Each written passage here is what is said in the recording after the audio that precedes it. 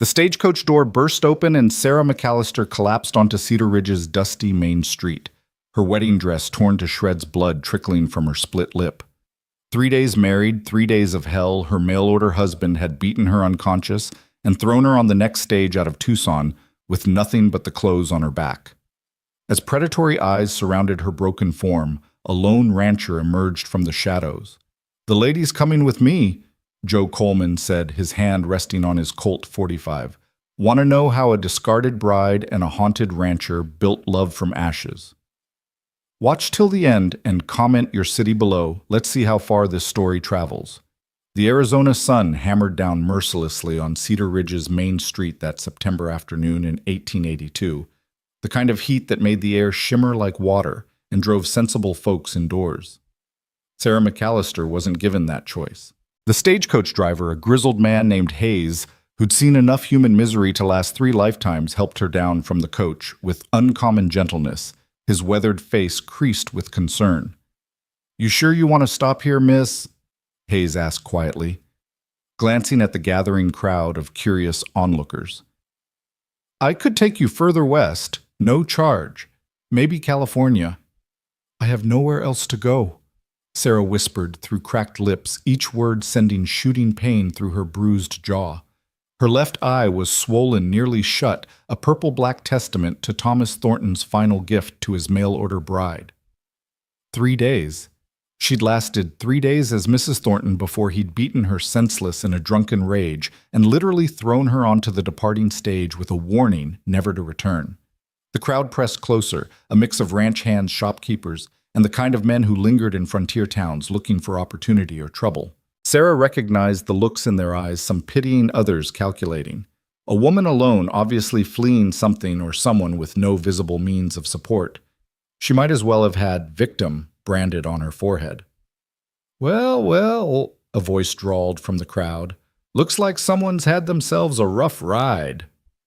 The speaker pushed forward a man in his 30s with slicked back hair and clothes too fine for honest work. His smile reminded Sarah of Thornton's expression right before the first blow landed. She instinctively stepped backward, her back hitting the rough wood of the stagecoach.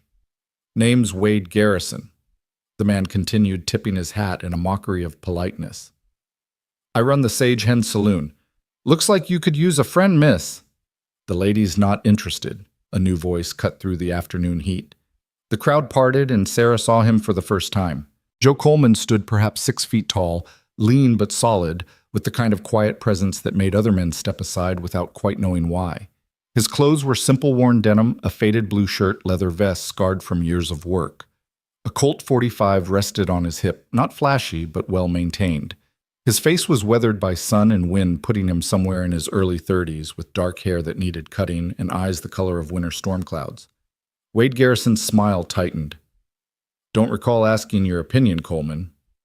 "Don't recall needing your permission to give it," Joe replied evenly. His gaze never left Wade's face, but Sarah felt him taking in everything, her injuries, her torn dress, the way she trembled despite the heat. "The lady looks like she could use employment." Wade pressed on his tone, suggesting exactly what kind of employment he had in mind. "I pay well for the right kind of—" "The lady's coming with me."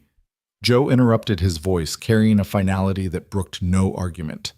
He looked directly at Sarah for the first time, and she saw something in those storm-gray eyes she hadn't expected. Not pity, not calculation, but a simple recognition of someone who'd seen their share of pain. "Is that so?" Wade's hand drifted toward his hip where a pearl-handled revolver rested. "And who made you her keeper?" "Nobody," Joe said calmly. "But I've got a ranch needs tending, and Mrs. Rodriguez just left to help her daughter with a new baby. The lady looks like she could use honest work and a safe place to rest, unless she prefers your offer, Garrison." He said the last part, looking at Sarah, giving her the choice. It was the first time in days, maybe weeks, that anyone had actually asked what she wanted instead of telling her. Sarah straightened as much as her bruised ribs would allow.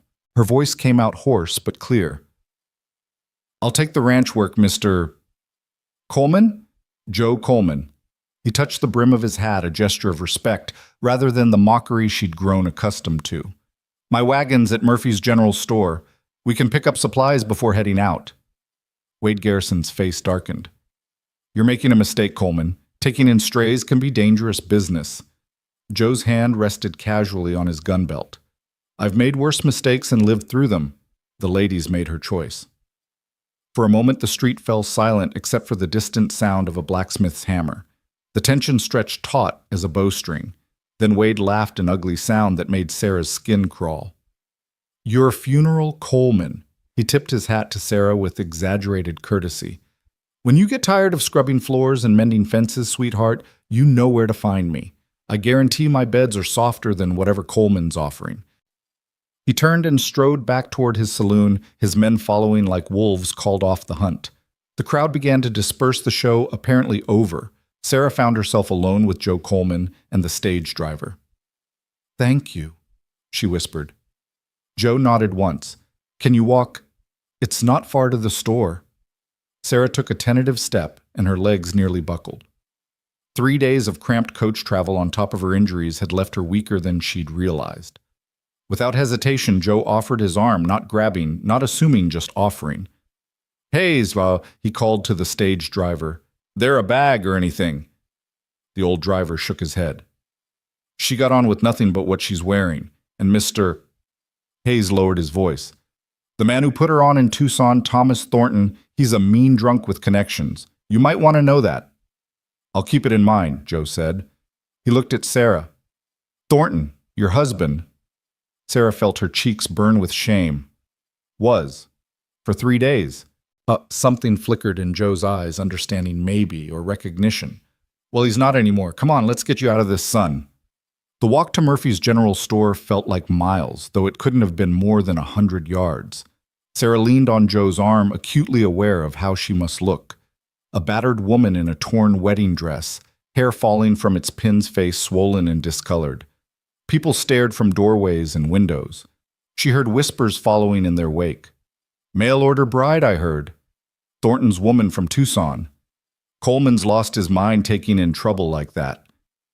Joe seemed oblivious to the talk, or maybe just indifferent to it.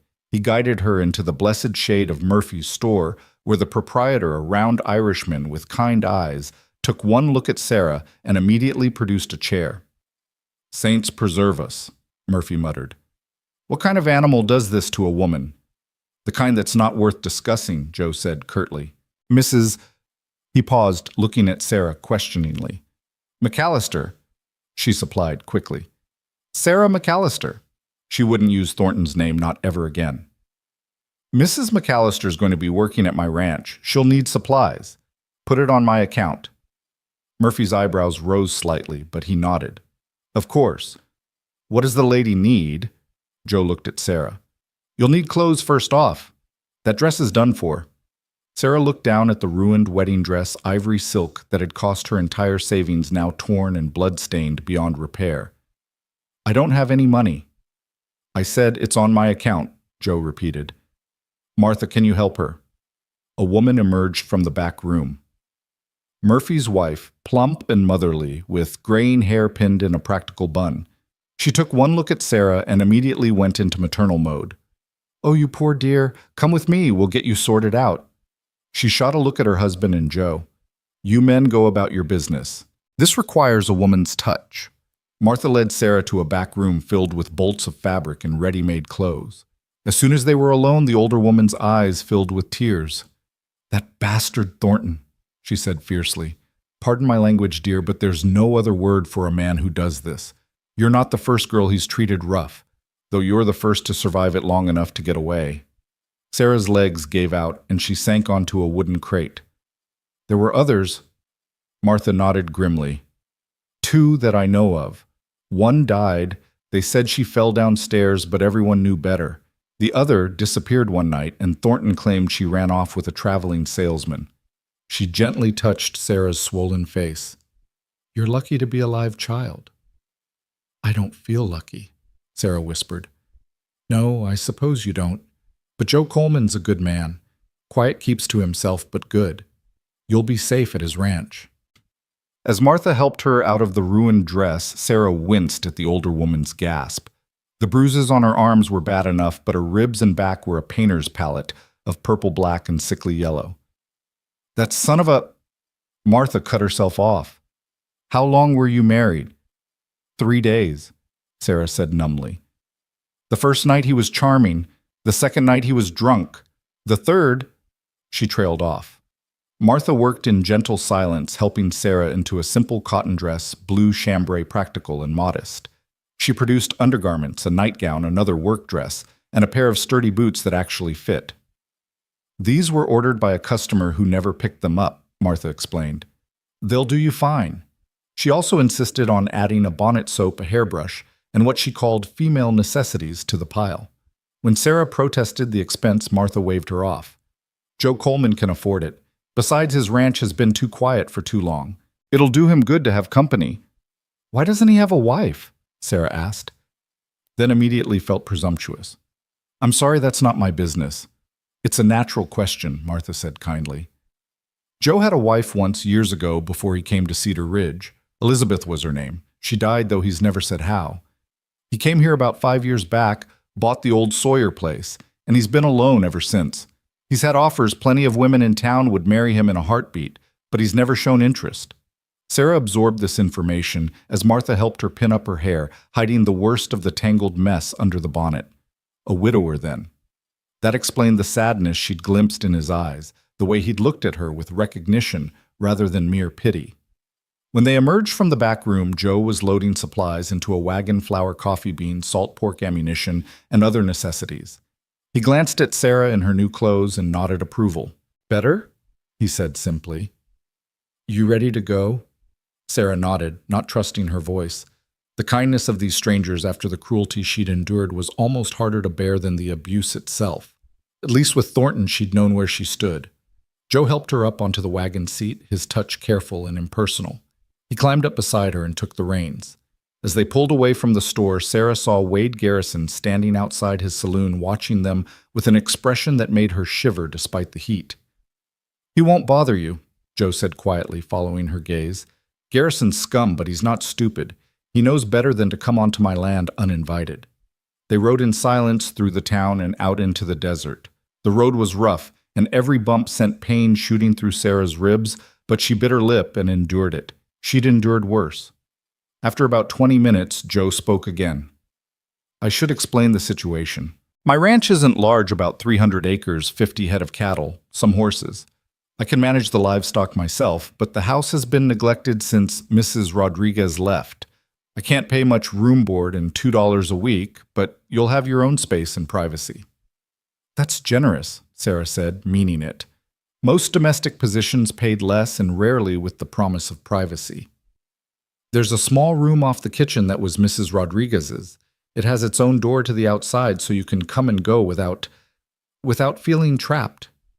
The thoughtfulness of that statement made Sarah's eyes burn with unshed tears. He understood somehow what it meant to need an escape route. They rode on as the sun began its descent toward the western mountains.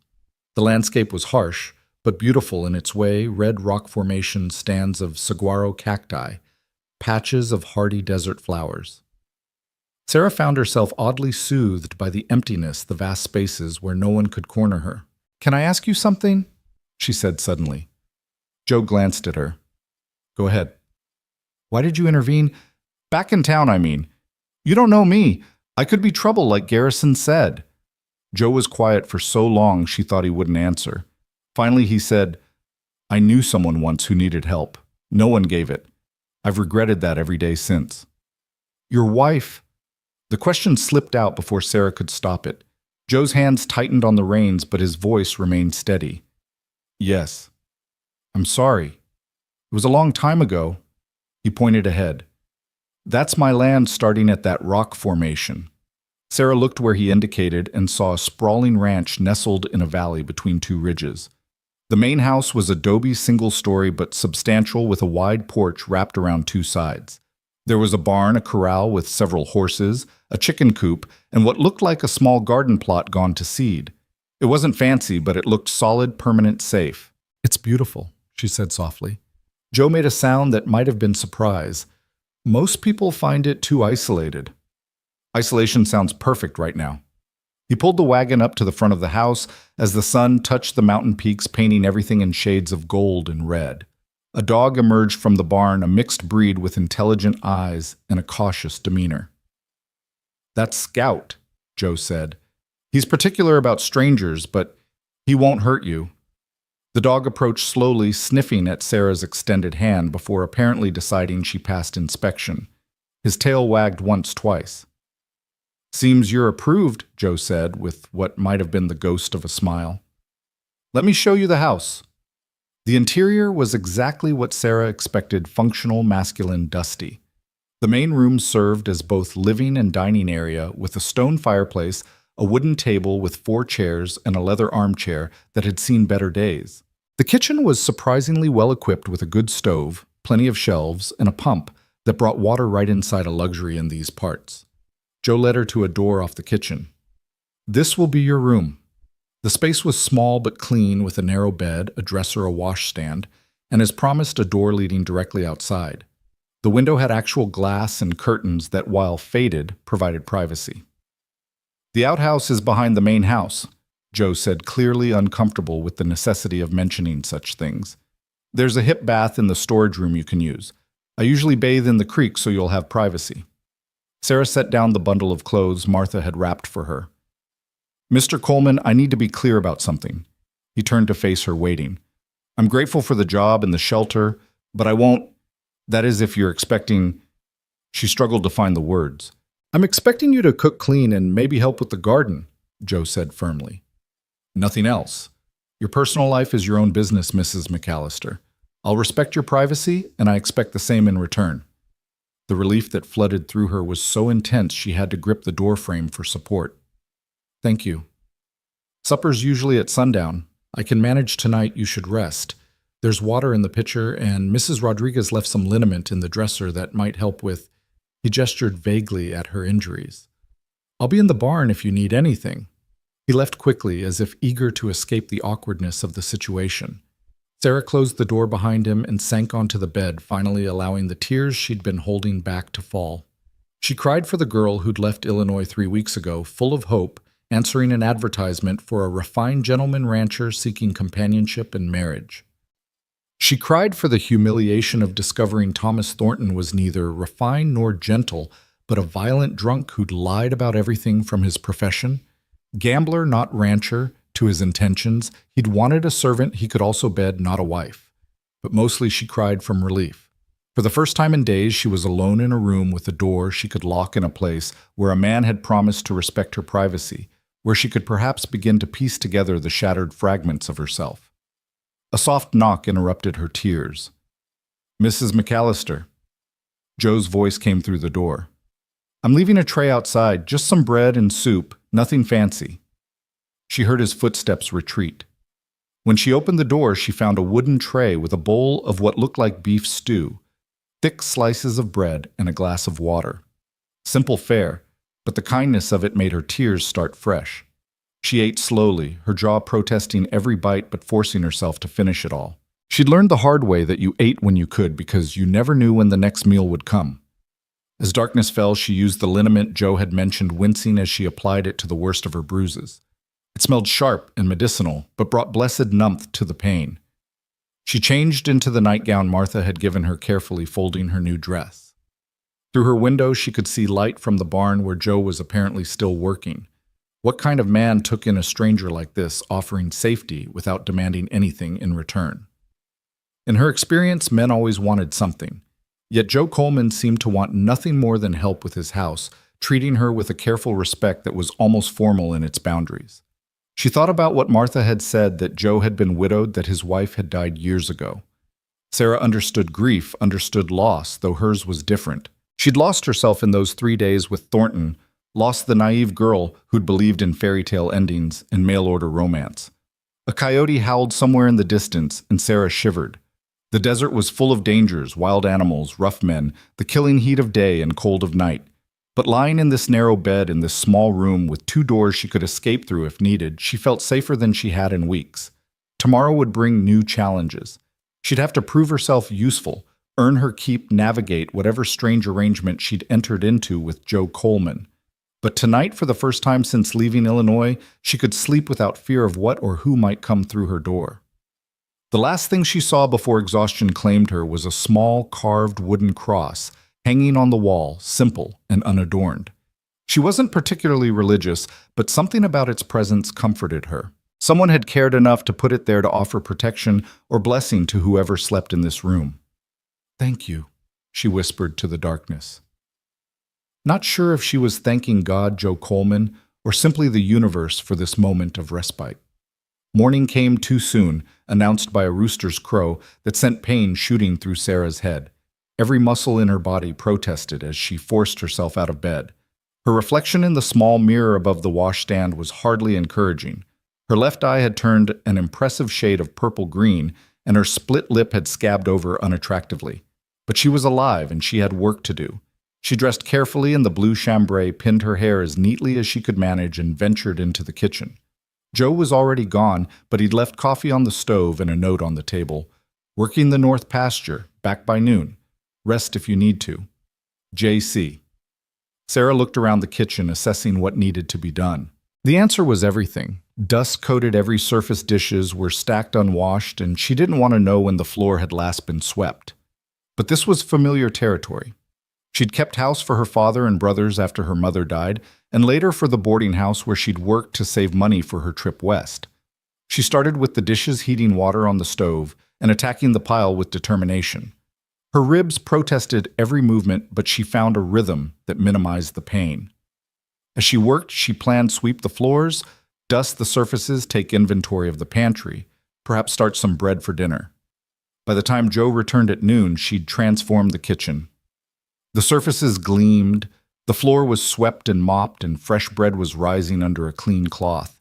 She'd even managed to start a pot of beans soaking for dinner. Joe stood in the doorway, hat in hand, staring at the transformation. "You shouldn't have pushed yourself so hard."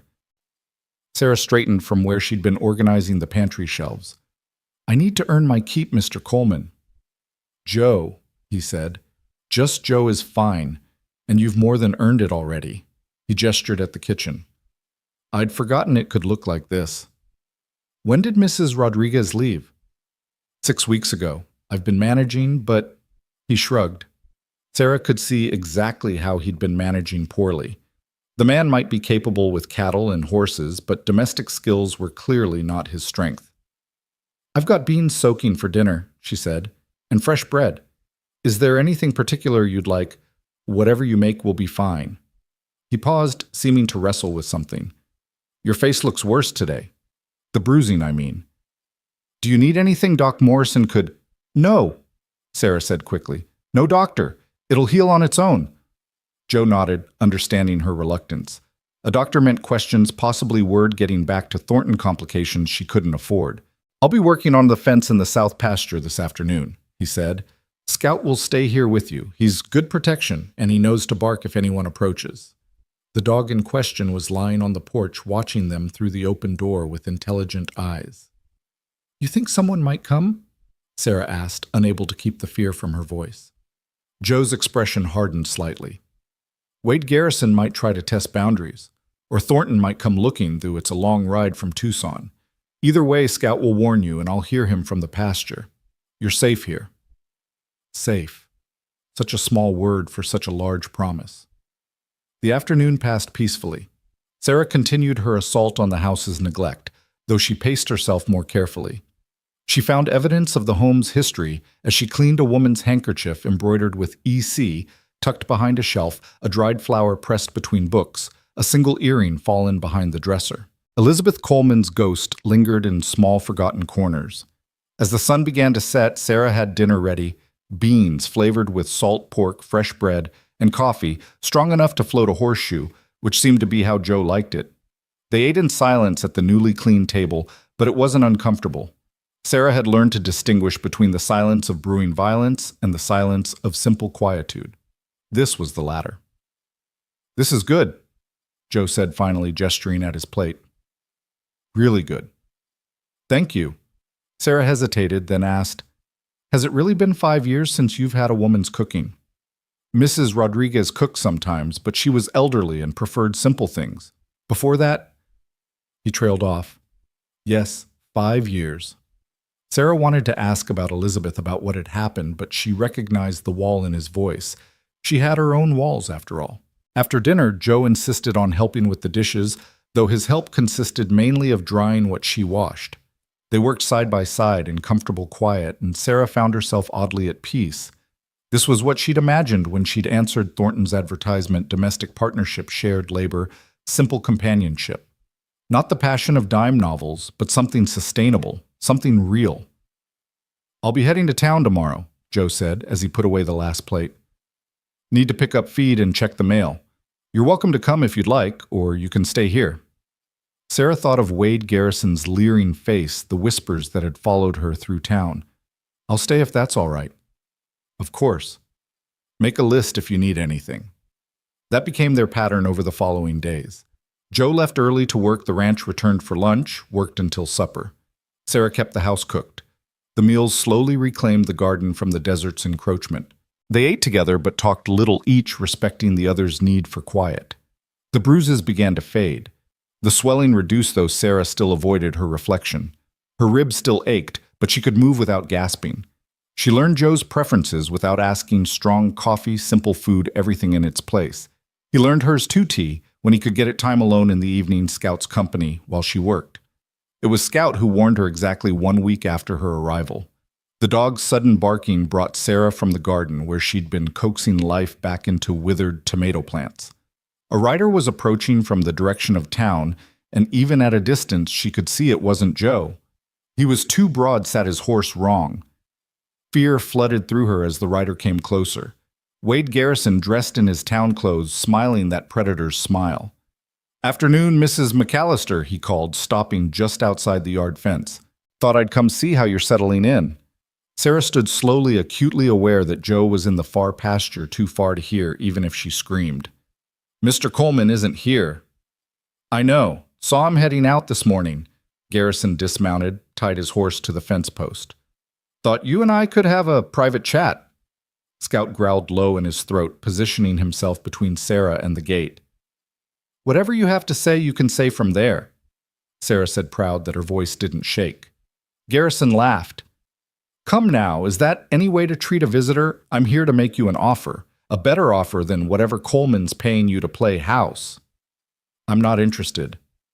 "You haven't heard the offer yet." He leaned against the fence, trying for casual charm. $5 a day, that's what my girls make. Sometimes more if they're accommodating. You're damaged goods right now, but that'll heal. You could make real money enough to go somewhere else, start over properly." "I said I'm not interested." Garrison's smile faded. "You think you're better than that woman who couldn't keep her husband happy for 3 days. Coleman's going to get tired of you too, you know. Men like him, they've got particular tastes. His wife couldn't satisfy them either, from what I heard." "What do you mean?" The question came out before Sarah could stop it. "You don't know." Garrison's smile returned, uglier than before. "Elizabeth Coleman killed herself. Hung herself in that very barn you can see right there. Coleman found her when he came home from town. That's why he left Missouri, came out here to forget. But a man who drives his wife to that, well, makes you wonder what goes on behind closed doors, doesn't it?" Sarah felt the blood drain from her face. Joe's sadness, his careful distance, the way he'd said he'd failed someone who needed help, it all took on a darker cast. "You're lying. Ask anyone in town. Ask Martha Murphy, if you don't believe me." Garrison straightened. "When you realize what kind of man you're living with, my offer will still stand. Damaged goods or not, you're too pretty to waste on a man like Coleman." He mounted his horse and tipped his hat. "Be seeing you, Mrs. McAllister." Sarah watched him ride away, her mind spinning. Elizabeth Coleman had killed herself. In the barn.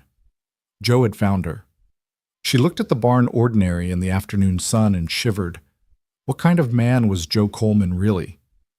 His kindness could be a mask, couldn't it? Thornton had been charming at first too. But no, she thought of the past week. Joe's careful respect, the way he announced himself before entering rooms, how he never stood between her and a door. Those weren't the actions of an abusive man, were they? Scout whined and pressed against her leg, sensing her distress. She absently petted his head, trying to make sense of what Garrison had told her. The man was clearly scum, but that didn't mean he was lying. The detail about Missouri Joe had never mentioned where he was from, but that rang true somehow. When Joe returned that evening, Sarah watched him differently, looking for signs of violence, of cruelty, of whatever might drive a woman to take her own life. But all she saw was the same quiet man who'd taken her in without questions, who respected her boundaries, who seemed to carry a deep sadness he never spoke of. They ate dinner in their usual silence, but Sarah couldn't stand it anymore. "Someone came by today, Puss," she said. Joe looked up sharply. "Who?" "Wade Garrison." Joe's expression darkened. "What did he want?" "To offer me a job at his saloon. And I declined." She hesitated, then added, "He told me about your wife, about Elizabeth." Joe went very still. His knuckles whitened as he gripped his fork. For a moment, Sarah thought he might explode, might show whatever violence he'd been hiding. Instead, he set down his fork carefully and stood. "I need to check the horses," he said quietly, and walked out. Sarah sat at the table uncertain what to do. She'd crossed a line, she knew that. But didn't she have a right to know about the man she was living with, even as an employee? She cleaned up dinner, went to her room, but couldn't settle. Through her window, she could see Joe in the corral brushing a horse with mechanical precision. He worked until full dark. Then she heard him enter the house, his footsteps heavy on the floor. A knock came at her door. "Mrs. McAllister." She opened it to find Joe standing there, hat in hand, looking older than his years. "What Garrison told you about Elizabeth is true," he said without preamble. "She did take her own life. I did find her, and it was my fault, though not in the way he implied." Sarah waited. "We lived in Missouri near Independence. I was a sheriff's deputy then. There was a man powerful, wealthy, connected. He wanted Elizabeth. She refused him, so he took what he wanted anyway when I was away on duty." Joe's voice was flat, emotionless, but Sarah could see the cost of each word in his eyes. "Elizabeth told me when I got home. I wanted to arrest him, but she begged me not to. Said no one would believe her, that it would only make things worse. She was right. He owned half the county, including the judge." He paused, seeming to gather himself. "I should have done something anyway. Should have killed him. Should have taken her away. Should have done something. But I did nothing, told myself I was respecting her wishes. She seemed to be coping. Then one day I came home and—" "It wasn't your fault," Sarah said softly. "Wasn't it? I was her husband. I was supposed to protect her. Instead, I chose the law over justice, propriety, over my wife's pain." He met her eyes. "That's why I intervened with you. I couldn't watch another woman in trouble and do nothing. Not again." Sarah felt something shift in her chest, a loosening of fear she hadn't fully acknowledged. "What happened to the man?" "He died," Joe said simply. "Shot by an unknown assailant a week after Elizabeth's funeral. I was suspected, but they could never prove anything. I left Missouri the next day, came here, started over. That was 5 years ago." They stood there in the doorway, two damaged people carrying their ghosts. Finally, Sarah said, "Thank you for telling me." Joe nodded once. "Garrison won't bother you again. I'll make sure of it." "Don't do anything that would—" "I won't, but he'll understand there are boundaries." He turned to go, then paused. "You're safe here, Mrs. McAllister. Whatever else you think of me, believe that." The weeks that followed Wade Garrison's visit settled into a rhythm that Sarah found both comforting and unsettling. She woke each morning to the sound of Joe's boots on the porch, coffee already brewing by the time she dressed. They moved around each other with the careful choreography of two people learning to share space without touching, without presuming. The bruises on her face faded from purple to green to yellow, finally disappearing altogether, though the deeper wounds remained invisible beneath her skin. October arrived with unexpected violence, a thunderstorm that rolled across the desert like God's own fury. Sarah stood at the kitchen window watching lightning split the sky, remembering another storm, another October when her mother had died. She'd been 14 then, thrust into the role of woman of the house for a father who grieved through silence and brothers who grieved through wildness. "Storm bothers you?" Joe asked from behind her. She hadn't heard him come in from the barn. "My mother died during a storm like this," she said, surprising herself with the admission. "Pneumonia, though I think it was really heartbreak. My father was not a kind man when he drank." Joe moved to stand beside her at the window, careful to maintain distance between them. "My father was the same. Mean drunk, meaner sober. Elizabeth used to say I was nothing like him, but sometimes I wondered if it was just hiding somewhere inside me, waiting. Is that why you don't drink? Sarah had noticed he never touched the whiskey bottle in the cabinet, not even for medicinal purposes. Part of it, lightning illuminated his profile harsh and beautiful in its severity. The other part is that I need my wits, always. Can't protect anything if you're stumbling drunk. The word protect hung between them, weighted with failure and determination in equal measure. Sarah thought of Elizabeth, of the man who'd hurt her, of Joe coming home to find his worst nightmare realized in rope and shadow. I should tell you something, she said suddenly, about Thornton, about why I left Illinois in the first place. Joe turned slightly toward her but said nothing, giving her space to speak or not speak as she chose. My father died last spring. Apoplexy, the doctor said, though I think it was just meanness finally poisoning him from the inside out. He left debts, so many debts. The house, the farm, everything had to be sold. My brothers had already scattered, one to California, one to the army, one to God knows where. I had nothing except what I could earn at the boarding house, and that was barely enough to eat on. She pressed her palm against the cool glass of the window, grounding herself. Then I saw Thornton's advertisement. Successful rancher seeks refined lady for correspondence and matrimony. Must be of good character, able to manage household, preferably without family obligations. It seemed like salvation. We exchanged letters for 2 months. He was eloquent, charming on paper. Sent me money for this journey, met me at the stage with flowers and promises. How long before he showed his true nature? Joe's voice was carefully neutral. The wedding night. Sarah's laugh was bitter. He was drunk before we even got to his rooms above the saloon. Not a ranch, never a ranch. Said I'd tricked him, that I was older than my letters suggested. Not pretty enough for the money he'd spent. Then he decided to get his money's worth anyway. She felt rather than saw Joe's flinch. His hand curled into a fist against the window frame. The second night was worse. He'd lost at cards, came home raging. The third night, she touched her ribs reflexively. The third morning, really, he threw me onto the stage still in my wedding dress, said. If I ever came back, he'd kill me proper. The driver Hayes. He was kind.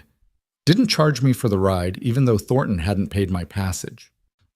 Thornton needs killing, Joe said quietly, with the same flat tone he'd used when talking about the man who'd hurt Elizabeth. No. Sarah turned to face him fully.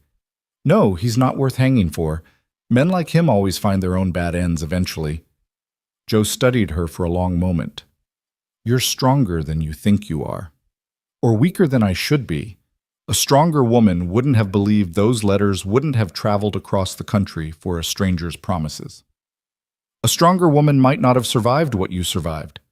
The storm passed as they stood there, leaving the desert washed clean and smelling of sage and creosote. Sarah returned to preparing supper while Joe disappeared to check for storm damage. When he returned, he was carrying something wrapped in oilcloth. Found this in the barn, he said, setting it on the table. Been meaning to give it to you. Sarah unwrapped it carefully to find a leather-bound journal, water-stained but intact. The first page bore elegant handwriting, Elizabeth Coleman, her thoughts. I can't take this, Sarah protested. I can't read it, Joe countered. Haven't been able to bring myself to not in 5 years, but maybe someone should. Maybe it would help her words to be heard even now. Sarah ran her fingers over the leather cover, thinking of another woman's pain, another woman's secrets. Are you sure? Nothing in there could make me think worse of myself than I already do. He headed for the door, then paused. We're going to town tomorrow, both of us. You need to be seen established as under my protection. Garrison's been talking, and talk needs to be countered with presence. The thought of facing the town's scrutiny made Sarah's stomach clench, but she recognized the wisdom in it. Hiding would only fuel speculation. That night after Joe had retired, Sarah lit her lamp and opened Elizabeth's journal. The first entry was dated 6 years prior. Joseph says we should leave Missouri, start fresh somewhere without memories. But memories travel with you, don't they? They pack themselves in your heart like stones, and no amount of distance can lighten the load. Sarah read until her eyes burned, following Elizabeth's journey from Missouri to Arizona, her struggles with isolation, her deep love for a husband who blamed himself for every hardship she faced. The entries grew darker after the assault, full of shame and rage, and a crushing sense of worthlessness that Sarah recognized all too well. The final entry dated the day Elizabeth died was brief. I cannot wash him off my skin. I cannot wash him out of my mind. Joseph tries so hard to help, but how can he, when every time he touches me I feel those other hands I am already dead. Today, I simply make it official. May God forgive me. May Joseph forgive himself. He could not have saved me. I was lost the moment that man decided I was his to take. Sarah closed the journal and wept for Elizabeth, for herself, for all the women broken by men who saw them as possessions rather than people. When her tears finally stopped, she found a strange peace settling over her. Elizabeth's story was a warning, yes, but also a strange kind of companionship. She wasn't alone in her pain. She wasn't the first woman to rebuild herself from fragments. The next morning, she dressed with extra care in her better dress, pinning her hair in a style that suggested respectability without aspiration. Joe had shaved and put on a clean shirt, looking uncomfortable in his attempts at town presentation. "You clean up well," Sarah said, attempting lightness. "Like a mule in a Sunday bonnet," Joe replied, but there was a hint of humor in his eyes. The ride to town was quiet, but it was their usual comfortable silence rather than tension. As they reached the main street, Sarah saw heads turn, conversations stop. She kept her chin up, her hands folded calmly in her lap, projecting a serenity she didn't feel. Their first stop was Murphy's General Store. Martha Murphy's face lit up when she saw them. "Sarah, oh my dear, you look so much better." She embraced Sarah carefully as if afraid she might break. "And Joe, it's good to see you in town." "Mrs. Murphy," Joe touched his hat brim, "we need supplies, and Mrs. McAllister needs fabric." "Fabric?" Sarah looked at him in surprise. "Winter's coming, you'll need warmer clothes." He said it matter-of-factly, as if it were obvious. Martha beamed. "Of course. Come, Sarah, let me show you what we have." As Martha led her to the fabric section, Sarah heard the bell above the door chime. Wade Garrison entered with two of his saloon girls, painted ladies with tired eyes and brittle smiles. "Well, well," Garrison said loudly. "Coleman's brought his pet to town." Joe didn't turn from where he was examining ammunition. "Garrison, how's the domestication going? Mrs. McAllister house training complete yet?" One of the saloon girls giggled nervously. The other looked at Sarah with something like pity. Sarah stepped forward before Joe could respond. "Mr. Garrison, I believe you're confused about the nature of domestication. It's for wild animals. Mr. Coleman and I are simply employer and employee conducting business, though I understand how someone in your profession might struggle with such distinctions." Garrison's face darkened. "You've got a mouth on you." "I've got a brain in my head which seems to disturb you. Perhaps you prefer women who've had theirs beaten out of them." "Like Thornton tried to do to you." Sarah smiled coldly. "Thornton failed, as you're failing now. You see, Mr. Garrison, I've already been broken once. It didn't kill me, which means I'm no longer afraid of men who think they can break me again." Joe moved, then positioning himself slightly behind and to the side of Sarah, not protecting her so much as backing her up. "The ladies made her position clear, Garrison. Move along." Garrison looked between them, calculation in his eyes. Then he laughed an ugly sound. $3 a day, Mrs. McAllister. That's my final offer. When Coleman gets tired of playing house with damaged goods, you know where to find me." He left with his girls trailing behind. The one who'd shown pity glanced back, and Sarah saw herself reflected in those tired eyes, another woman trying to survive in a world that consumed women like kindling. "That was either very brave or very foolish," Martha Murphy said quietly. "Sometimes they're the same thing," Sarah replied. They completed their shopping fabric for 2 winter dresses, additional supplies for the ranch, and surprisingly, Joe added a small bag of peppermint candies to the order. "For your tea," he said gruffly when Sarah looked at him questioningly. "You put sugar in it sometimes. Thought you might like these instead." It was such a small gesture, the kind of thing a husband might do for a wife, and it made Sarah's chest tight with an emotion she couldn't name. Their next stop was the post office. Joe had mail waiting, a letter from a cattle buyer in Tucson, a package from a seed company. Sarah watched him sort through it, his face carefully blank, and wondered if he ever hoped for letters that never came. As they loaded supplies into the wagon, Doc Morrison approached. He was an older man with kind eyes and steady hands, the type of doctor who'd seen everything and judged little. "Mrs. McAllister," he said, tipping his hat, "I heard you'd had some trouble. If you need medical attention—" "Thank you, but I'm healing well," Sarah said quickly. Doc Morrison nodded, but his eyes went to Joe. "You taking care of her, Coleman?" "She's taking care of herself," Joe replied. "I'm just providing the space for it." The doctor studied them both, then smiled slightly. "Good. About time that ranch had some life in it again." He walked away before either could respond. As they started the ride home, Sarah felt the weight of the town's attention lifting from her shoulders. "They all think that you and I are—" "Let them think it," Joe said. "It's better than the alternatives they might imagine." "Doesn't it bother you?" "Your reputation." Joe glanced at her. "My reputation died with Elizabeth. I'm the man who couldn't protect his wife, who drove her to suicide, who maybe murdered the man who hurt her." Adding, "took in a ruined woman to that list doesn't signify much." "I'm not ruined," Sarah said firmly. "No," Joe agreed. "You're not. But the world doesn't see it that way." They rode in silence for a while, then Sarah asked, "Did you murder him?"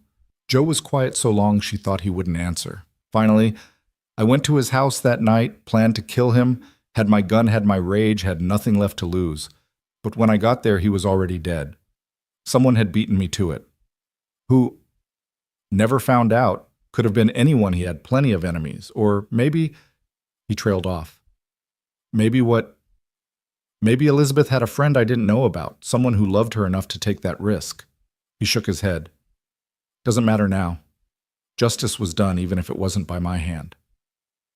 That evening, as Sarah prepared supper, she found herself humming the first time she'd done so since leaving Illinois. Joe was mending harness in the main room, Scout dozed by the fire, and for a moment it felt like home. Not the home she'd lost, or the home she'd imagined with Thornton, but something new, something being built one quiet day at a time. "My mother used to sing that," Joe said suddenly. Sarah stopped, self-conscious. "I'm sorry I didn't realize—" "Don't stop. It's nice. The house has been too quiet for too long." So she continued humming, and later, as they ate their simple meal of stew and cornbread, Joe told her about his mother, a woman who'd died young, worn down by poverty and a cruel husband. "She protected us as much as she could," he said. "Took the beatings meant for us, kept us fed, even when it meant she went hungry. I swore I'd never be like him, never raise a hand to a woman. Elizabeth said I kept that promise too well, that I was so afraid of being violent that I forgot how to fight for her when she needed it."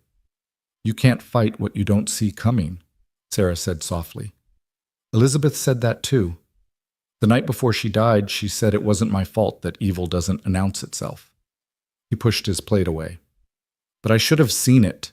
Should have known a man like that wouldn't accept rejection." Sarah thought about Thornton, about the letters that had seemed so genuine, the flowers at the stage depot, the moment his mask had slipped. Evil wears 1,000 faces, and most of them look kind at first glance. That night, Sarah read more of Elizabeth's journal. The entries were sporadic, sometimes weeks apart, chronicling a woman's slow descent into despair. But there were bright moments too, descriptions of desert sunsets, pressed flowers between pages, small drawings of birds and plants. Elizabeth had been an artist of sorts, finding beauty even in her pain. One entry caught Sarah's attention. "Joseph brought me a gift today, a small mirror backed with silver engraved with morning glories. He said it was so I could see what he sees when he looks at me. But all I see is a stranger wearing my face, someone I don't recognize anymore. Who was I before? Who am I now? Can you rebuild a person from broken pieces, or do you just create something new from the wreckage?" Sarah set the journal aside and looked at her own reflection in the small mirror above her washstand. Who was she now? Not the naive girl from Illinois. Not Thornton's victim.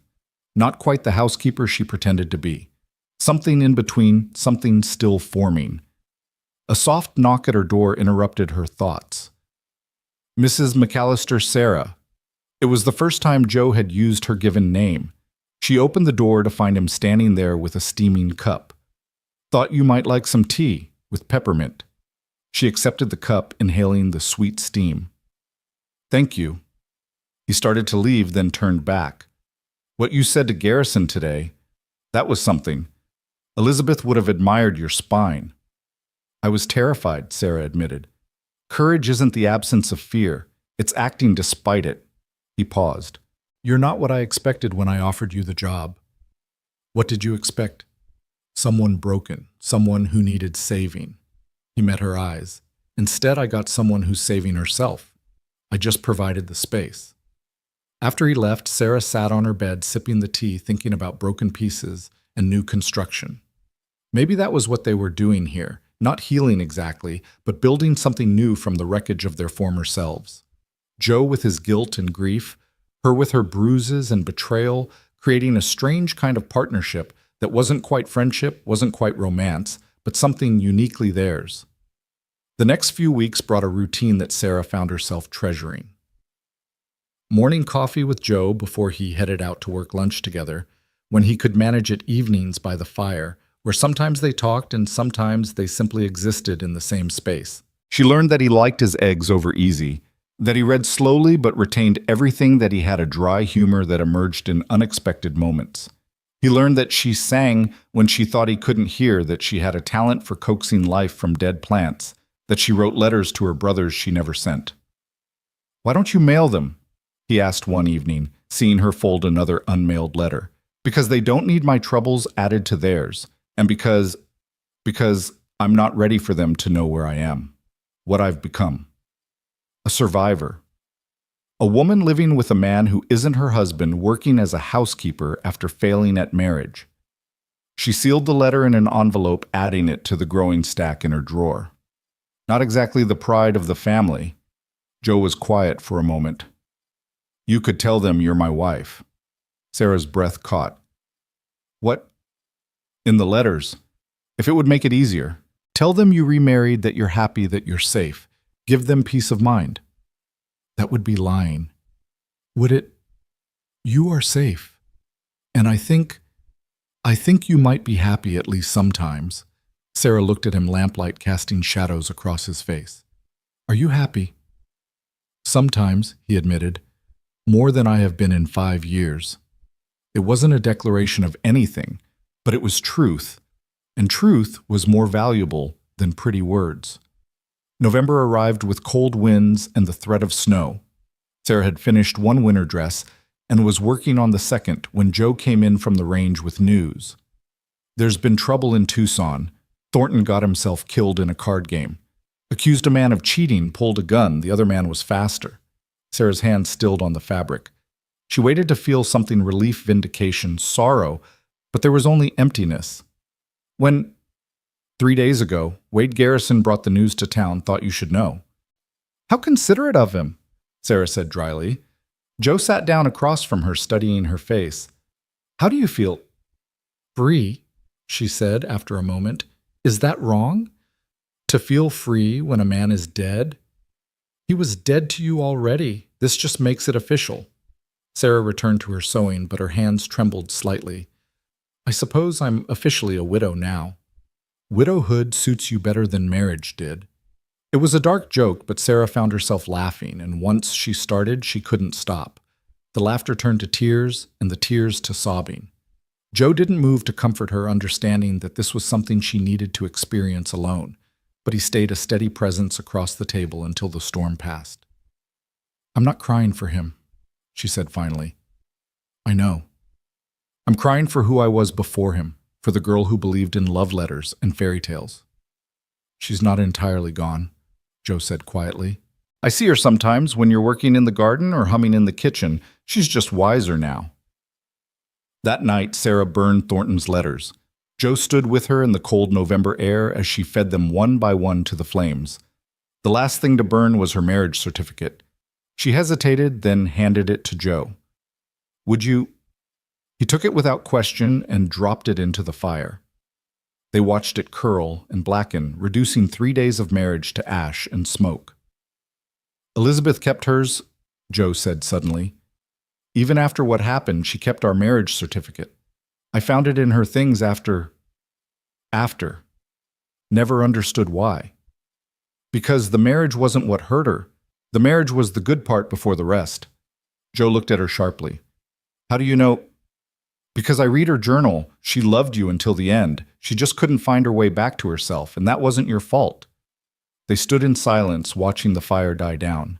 Finally, Joe said, "It's getting cold. We should go in." But neither moved. There was something about standing together in the darkness, watching the past burn, that felt like a ceremony of sorts. Not a wedding or a funeral, but something in between, a ritual for survivors. Finally, Sarah shivered, and Joe automatically moved closer, not touching, but blocking the wind with his body. It was the closest they'd been since that first day when she'd leaned on his arm. "Thank you," she said. "For what?" "For giving me space to grieve something that wasn't worth grieving." Everything lost is worth grieving, even if it's just the loss of what we hoped it would be. They went inside then to the warmth of the house that was beginning to feel like home. Sarah made tea, Joe banked the fire, and they sat in their customary chairs reading by lamplight. But something had shifted between them. Some invisible barrier had been crossed. When Sarah finally went to her room, she found a small package on her bed. Inside was a leather-bound journal, new and unmarked, with a note in Joe's careful handwriting, "For your own thoughts. J." She opened the journal to the first page and wrote, "November 15th, 1882. My name is Sarah McAllister. I am 26 years old. I am a widow, a survivor, a woman rebuilding herself one day at a time. I live on a ranch in Arizona with a man who is not my husband, but who treats me with more respect than my husband ever did. Today I burned the past. Tomorrow I begin again." The first snow came early that year, 2 weeks before Thanksgiving, transforming the desert into something alien and beautiful. Sarah stood at the kitchen window watching fat flakes fall, remembering Illinois winters when snow meant isolation for weeks at a time. Here in Arizona, Joe assured her it would melt by afternoon, but for now the world was wrapped in white silence. She was kneading bread dough when she heard the horses. Not one rider, but several their approach muffled by the snow. Scout began barking frantically, and Joe appeared from the barn, rifle in hand. Sarah's heart hammered as she recognized the lead rider through the swirling snow. Not Garrison this time, but a U.S. Marshal's badge glinting on his coat. "Morning, Coleman," the marshal called out, staying mounted. 3 deputies flanked him, hands resting casually on their weapons. "Mind if we come in from the cold?" Joe lowered his rifle but didn't set it aside. "Marshal Thompson, what brings you out in this weather?" "Looking for information about a killing in Missouri. Man named Carlton Hughes shot dead 5 years ago. You remember him, don't you?" Sarah saw Joe's shoulders tense. Carlton Hughes, that had to be the man who'd assaulted Elizabeth. She moved to the doorway, making her presence known.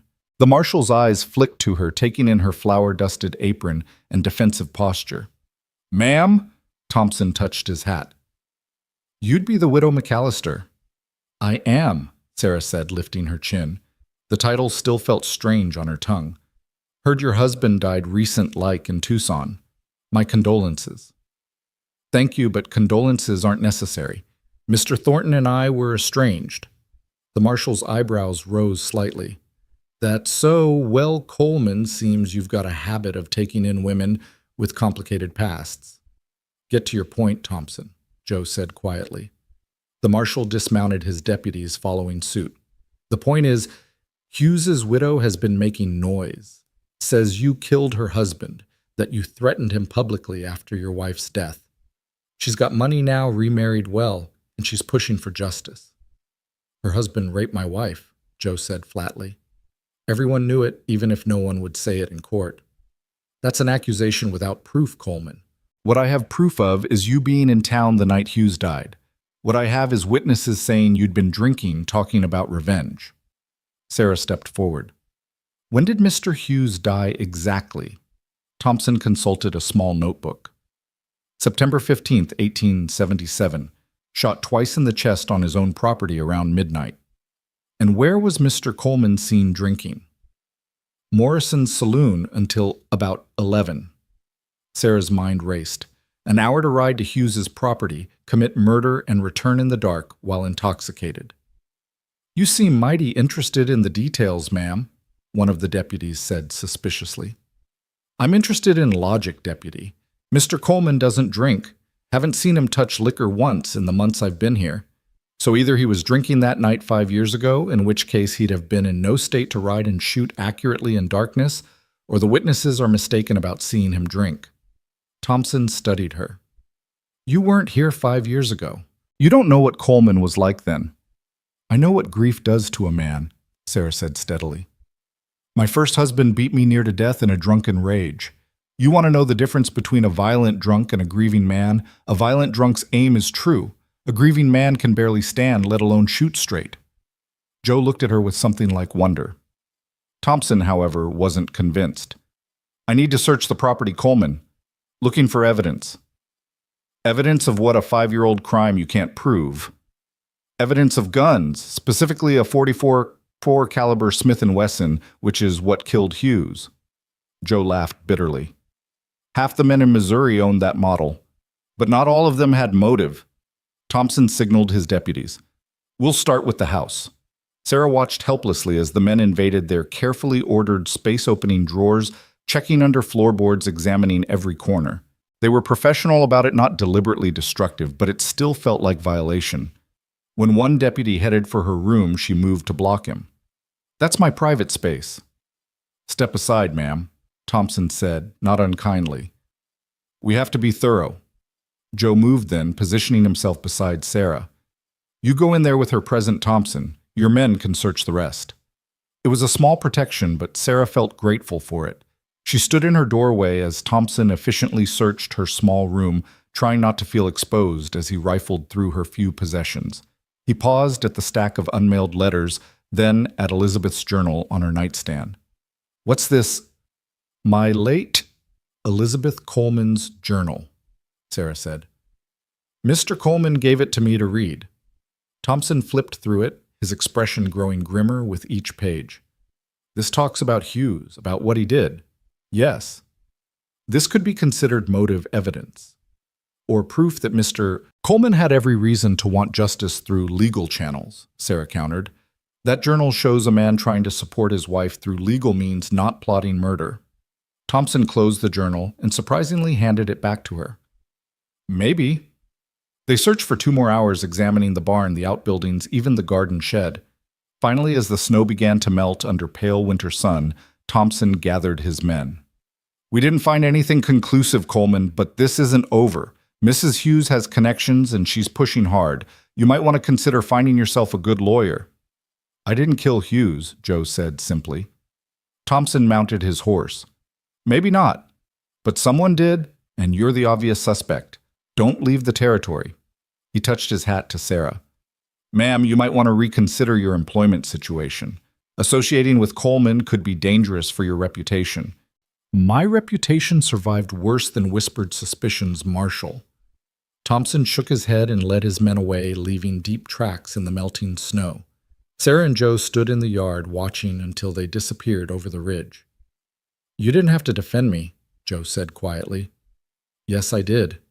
Sarah turned to face him. Did you kill Hughes? Joe met her eyes directly. I wanted to. God knows I wanted to. I rode to his house that night with every intention of putting a bullet in him, but when I got there, he was already dead. Someone beat me to it. Who? I don't know. I've wondered for 5 years. Hughes had enemies, but most were too afraid of his power to act. It could have been anyone. Sarah thought about Elizabeth's journal, about the depths of her despair, about the friend Joe had speculated might have loved her enough to kill for her. Did Elizabeth have close friends? Someone who might have wanted to avenge her? Joe's expression darkened. There was one woman, Catherine Morrison, the doctor's wife.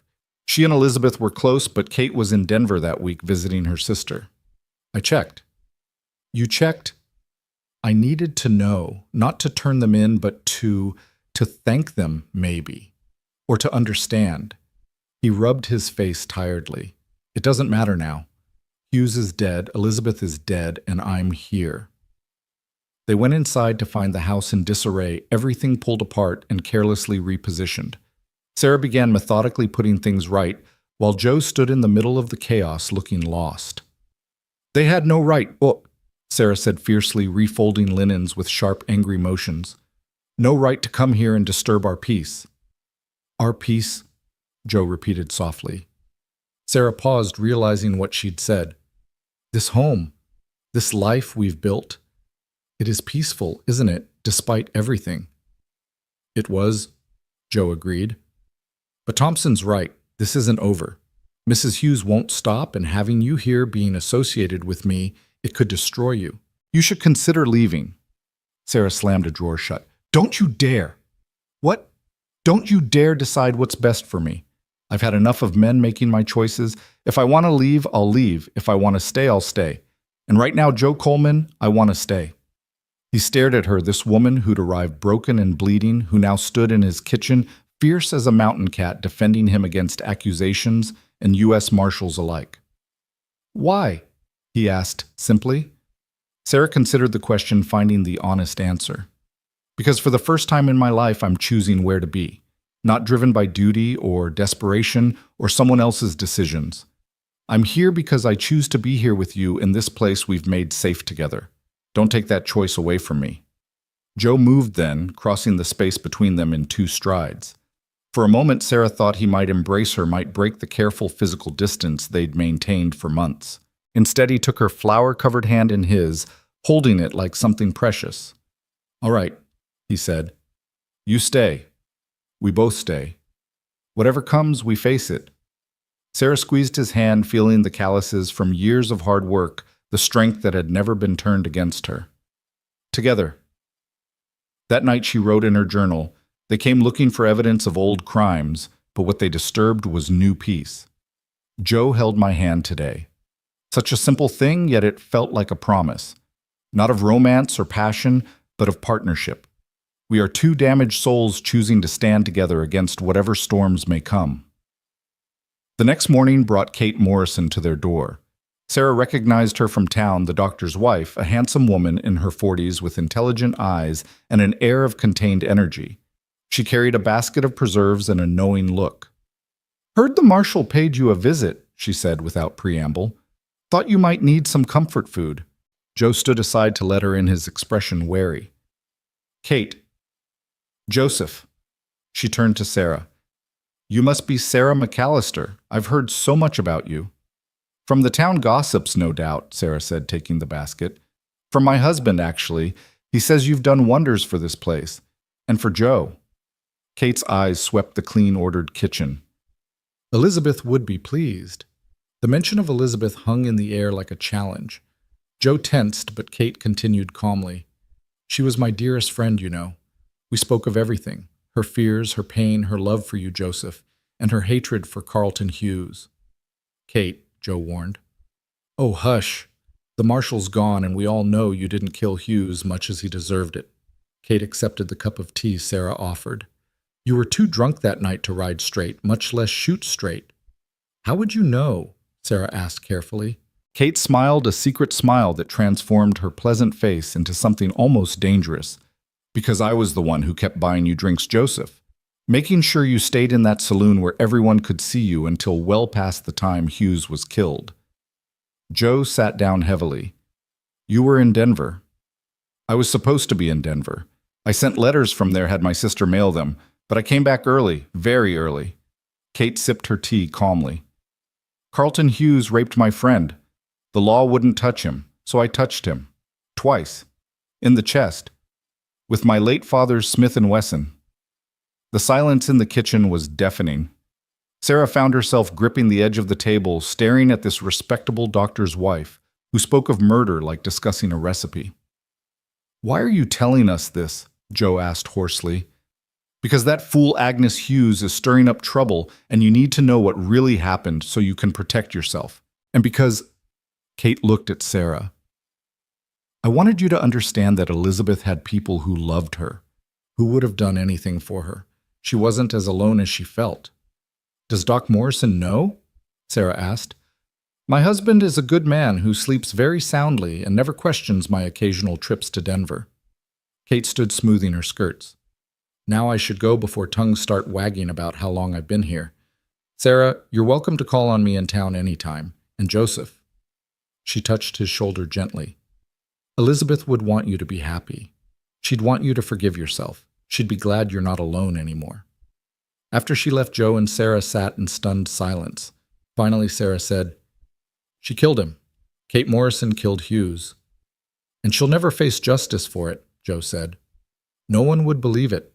A doctor's wife, a pillar of the community, while I'm the obvious suspect with the obvious motive. Is that justice? Sarah wondered. Hughes faced no justice for what he did to Elizabeth. Now Kate faces no justice for killing him. Where does it end? It ends with us living our lives, Joe said firmly. Elizabeth is gone. Hughes is gone. The past is done. All we can do is move forward. But moving forward proved complicated when 3 days later Wade Garrison arrived with a woman in tow. Sarah recognized the type, immediately expensively dressed, artificially gracious, with calculating eyes that missed nothing. This had to be Agnes Hughes. Coleman, Garrison called from the gate. Mrs. Hughes here wants a word. Joe emerged from the barn, rifle in hand, as always when Garrison appeared. Sarah moved to the porch, her own hand resting on the shotgun she'd learned to keep nearby. Mrs. Hughes, Joe said coolly, you're a long way from Missouri. Agnes Hughes was perhaps 35, pretty in a sharp way, with blonde hair styled in elaborate curls and a mourning dress that emphasized her figure rather than her grief. Mr. Coleman, I wanted to see for myself the man who murdered my husband. Your husband raped my wife, Joe said bluntly. Whatever happened to him, he brought on himself. Agnes's composure cracked slightly. That's a vicious lie. Carlton was a good man, a church-going man. Sarah laughed sharp and bitter. Church-going men commit the worst sins, Mrs. Hughes. They just pray for forgiveness after. Agnes turned her reptilian gaze on Sarah. You must be the whore Garrison told me about, Coleman's new woman. I'm Mr. Coleman's housekeeper, Sarah said evenly, and you're trespassing on private property. I have every right to face my husband's killer. Then you're looking in the wrong place.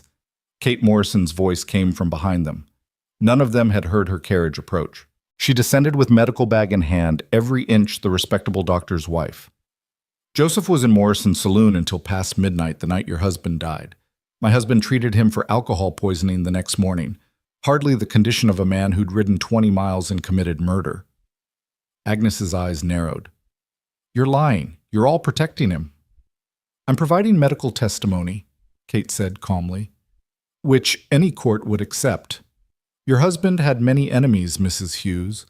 Business rivals, men he'd cheated, women he'd offended. Joseph Coleman was just the most obvious suspect. Women he'd offended. Agnes's voice rose. How dare you? I dare because it's true, Kate interrupted. Elizabeth Coleman wasn't the first woman your husband forced himself on.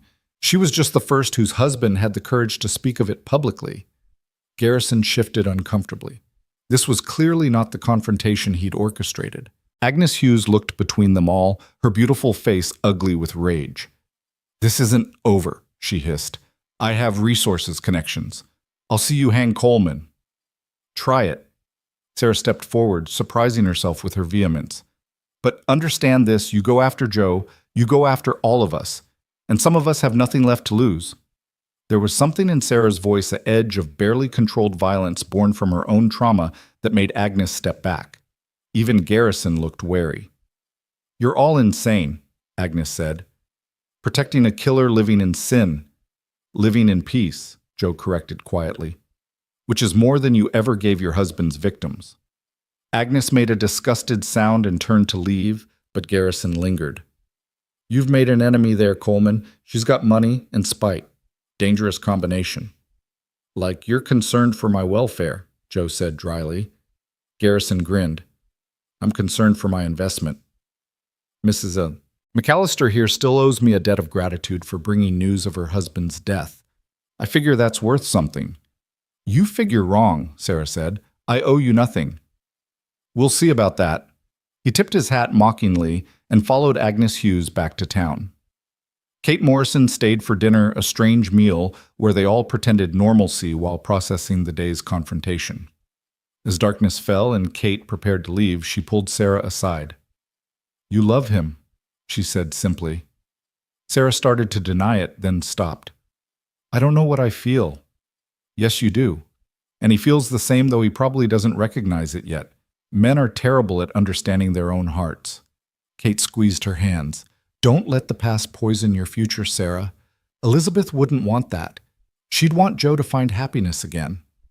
After Kate left, Sarah found Joe standing by the corral staring at the stars. She joined him, maintaining their customary careful distance. "She won't stop," Sarah said. "Agnes Hughes. She'll keep pushing until she finds something to use against you." "I know." "We could leave. Start over somewhere new." Joe turned to look at her. "We—" Sarah flushed but held his gaze. "Unless you prefer to run alone." "I'm tired of running," Joe said. "I ran from Missouri from my guilt, from my memories. But they all followed anyway. If Agnes Hughes wants a fight, she'll get one. Then we fight together." Joe was quiet for a long moment. Then, "Why did you really stay, Sarah, after Thompson's visit, after learning about Hughes, after all of it? Why stay?" Sarah considered lying, offering some practical reason. But they'd moved past lies, she and Joe. "Because somewhere between that first day when you offered me dignity instead of degradation, and now standing here under these stars, I started caring about you. Not as my employer, not as my protector, but as Joe. Just Joe who brings me peppermint for my tea and reads slowly by firelight and carries such guilt for things that weren't his fault." Joe's breath caught. "Sarah, I know you still love Elizabeth. I know you probably always will. I'm not asking for anything to change. I needed you to know. In case Agnes Hughes finds a way to destroy us, I needed you to know that these months here with you have been the closest thing to happiness I've ever known." Joe moved, then slowly telegraphing his intentions so she could step away if she chose. She didn't. His hands came up to frame her face, work-roughened thumbs incredibly gentle against her cheeks. "Elizabeth has been dead 5 years, he said softly. "I've been dead with her going through motions existing, but not living. Then you arrived broken and brave, and suddenly I was breathing again. I don't know if that's love or need or just two damaged people recognizing each other, but Sarah, you've brought me back to life." He kissed her, then, careful and questioning, nothing like Thornton's brutal claiming. Sarah kissed him back, tasting coffee and sorrow and something that might have been hope. When they parted, she was trembling. "What do we do now?" Now we go inside. We have our tea. We sit by the fire. And tomorrow we face whatever comes, together." They walked back to the house, hand in hand, no longer employer and housekeeper, but something more complex, more precious. Inside, Sarah made tea with peppermint while Joe built up the fire. They sat in their respective chairs, but the space between them hummed with new awareness. "I should tell you something," Joe said suddenly. "About Elizabeth's death. About what really happened that day." Sarah waited, sensing this was something he'd never spoken aloud. "She was pregnant," he said quietly. "From the rape. She couldn't bear carrying Hughes's child. That's why that's what finally broke her. She left a note explaining, but I burned it. Couldn't let anyone know. Couldn't let that be her legacy." Sarah's eyes filled with tears. "Oh, Joe, I failed her twice over. Failed to protect her from Hughes, failed to see how desperate she was. When Kate killed Hughes, part of me was grateful, but part of me was angry. It should have been me. I should have been the one to avenge her. Vengeance wouldn't have brought her back. No, but it might have brought me peace." Sarah rose from her chair and did something she'd never done before she went to him, settling onto the arm of his chair, letting him pull her against his side. "Peace doesn't come from vengeance. It comes from this. From choosing to live despite the pain, from building something new from the ashes." They sat like that as the fire burned low, two people who'd found each other across miles of hurt and years of loneliness. Outside, winter wind howled across the desert, but inside they were warm, they were safe, they were home. The winter deepened, bringing a peace that Sarah knew couldn't last. She and Joe had crossed a line that night under the stars, though they maintained separate rooms, separate lives in daylight. But in the evenings, she would curl against his side by the fire, and sometimes he would stroke her hair while reading aloud from whatever book he'd borrowed from town. They didn't speak of love or future, but something precious grew between them in the quiet moments, fragile as frost on window glass. It was a Tuesday morning in early December when everything changed. Sarah was hanging laundry, fighting the cold wind that tried to tear the sheets from her hands when she saw riders approaching. Not the marshal this time, but three men in city clothes, their horses too fine for ranch work. Behind them came a carriage, and Sarah's stomach dropped when she recognized Agnes Hughes's blonde curls through the window. Joe emerged from the barn, and Sarah saw him check his gun before walking toward the gate. She abandoned the laundry and moved to the porch, grateful for the shotgun just inside the door. "Coleman?" the lead rider called out. He was young, perhaps 30, with the soft look of a man who'd never worked with his hands. "I'm William Prescott, attorney at law. I represent Mrs. Agnes Hughes in the matter of her husband's murder." "There's no matter to represent," Joe said evenly. "The marshal found no evidence." "The marshal found no evidence here," Prescott corrected. "However, new information has come to light." He produced a document from his coat. "This is a sworn affidavit from one Marcus Townsend who claims you paid him $50 to kill Carlton Hughes." Sarah saw Joe's jaw tighten. "I don't know any Marcus Townsend." "He says otherwise. Says you approached him in Morrison's saloon the night of September 15th, 1877. Says you were drunk, angry, talking about your wife. Says you offered him money to do what you couldn't." Agnes Hughes stepped down from the carriage, her face triumphant. "You thought you were so clever establishing an alibi, but hiring someone else to pull the trigger, that's still murder, Mr. Coleman." Sarah moved down from the porch, unable to stay silent. This Townsend person just happened to remember this conversation 5 years later. How convenient that his memory improves just when Mrs. Hughes arrives with her money. Prescott turned his cold gaze on her. "You would be Sarah McAllister, the runaway wife turned housekeeper. Your testimony won't carry much weight, I'm afraid. A woman of questionable morals living in sin with her employer." "We're not—" Sarah began hotly, but Joe cut her off. "Where is this Townsend? If he's making accusations, let him make them to my face." "He's prepared to testify in court," Prescott said. "In Missouri, where you'll be extradited to stand trial." "Missouri?" Joe laughed bitterly. "Where Hughes owned half the judges, where his widow has remarried into even more power. That's not justice, that's a lynching with legal decorations." Agnes smiled coldly. "It's more than you gave my Carlton." "Your Carlton was a rapist," Sarah said flatly. "Whatever happened to him, he earned it." Agnes moved faster than Sarah expected, her hand cracking across Sarah's face, with enough force to send her stumbling. Joe lunged forward, but the other riders drew their guns. "Touch her and I'll kill you," Joe said, his voice deadly quiet. "Like you killed my husband," Agnes taunted. "Go ahead, show everyone what kind of man you really are." Sarah straightened, tasting blood where her lip had split again. The pain brought back memories of Thornton, but also strength. She was not that frightened bride anymore. "I know exactly what kind of man Joe Coleman is," she said clearly. "He's the kind who offers shelter without demanding payment in flesh. The kind who respects boundaries and honors grief. The kind who carries guilt for things beyond his control because he actually has a conscience unlike your late husband."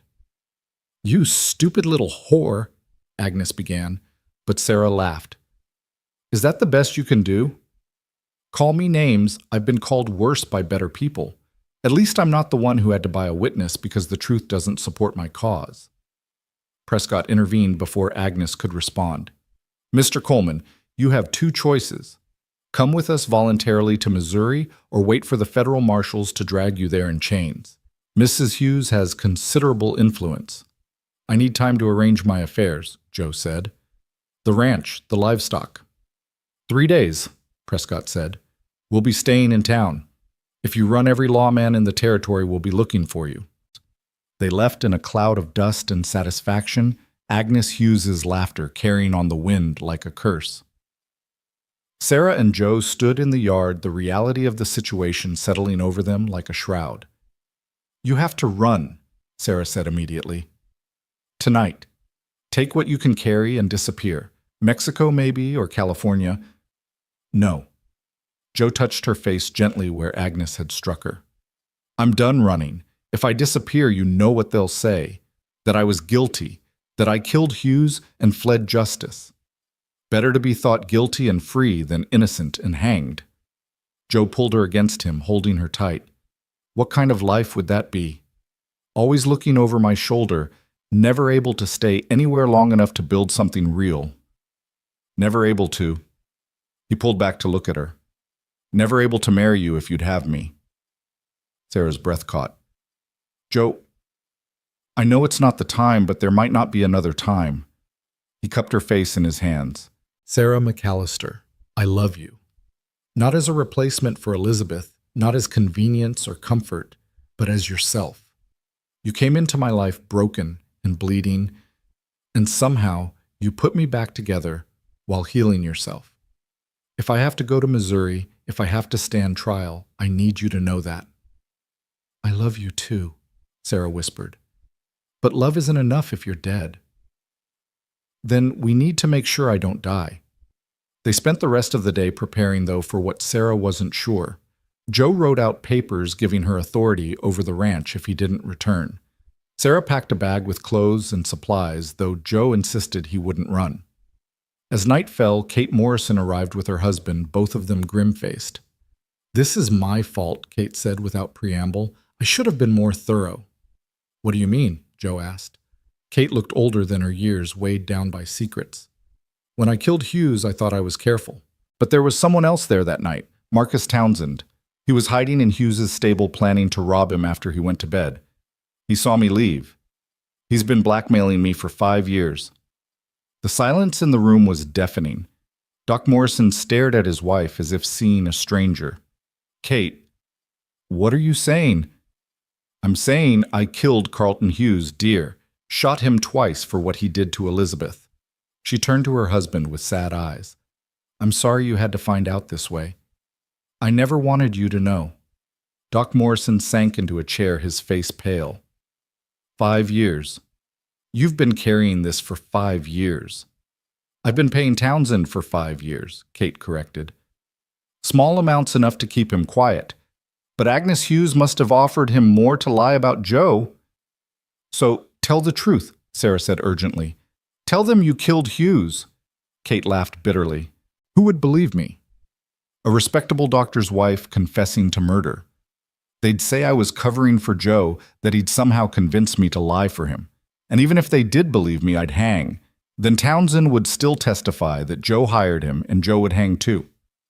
There has to be something we can do, Sarah insisted.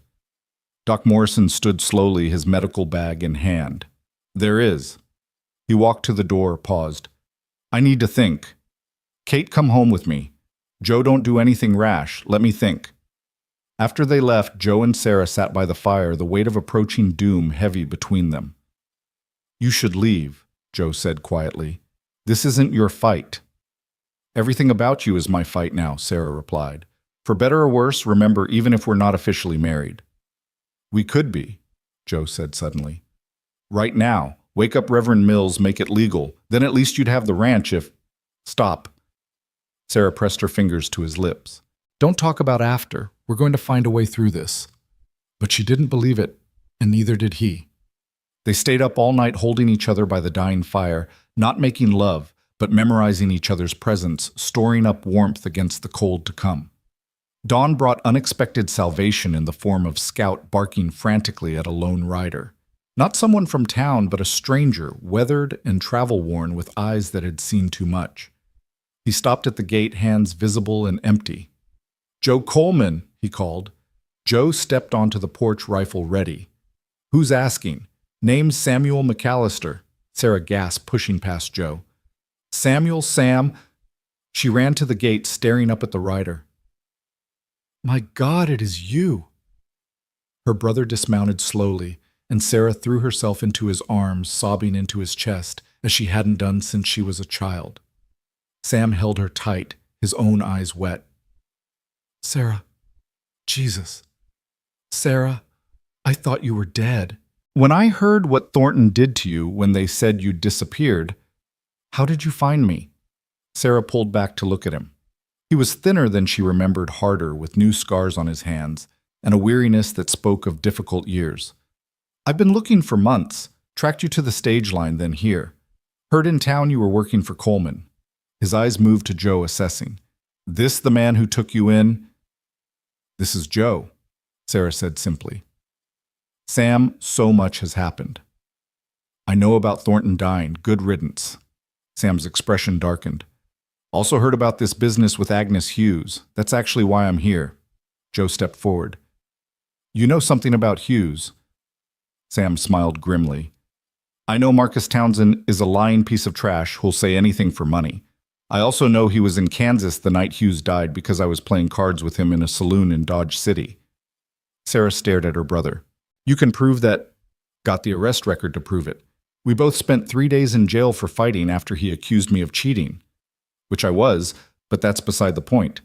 September 15th through 18th, 1877, we were guests of the Dodge City Jail. There's no way he was in Missouri killing Hughes or talking to Coleman. Joe sagged against the porch rail.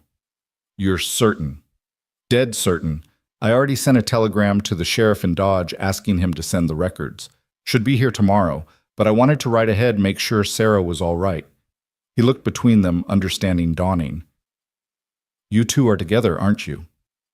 Really? Together? Sarah took Joe's hand. Yes. Sam studied Joe for a long moment. You treat her right. I try to. Trying's not enough. My sister's been through hell. She deserves better than trying. Sam, Sarah warned, but Joe interrupted. You're right.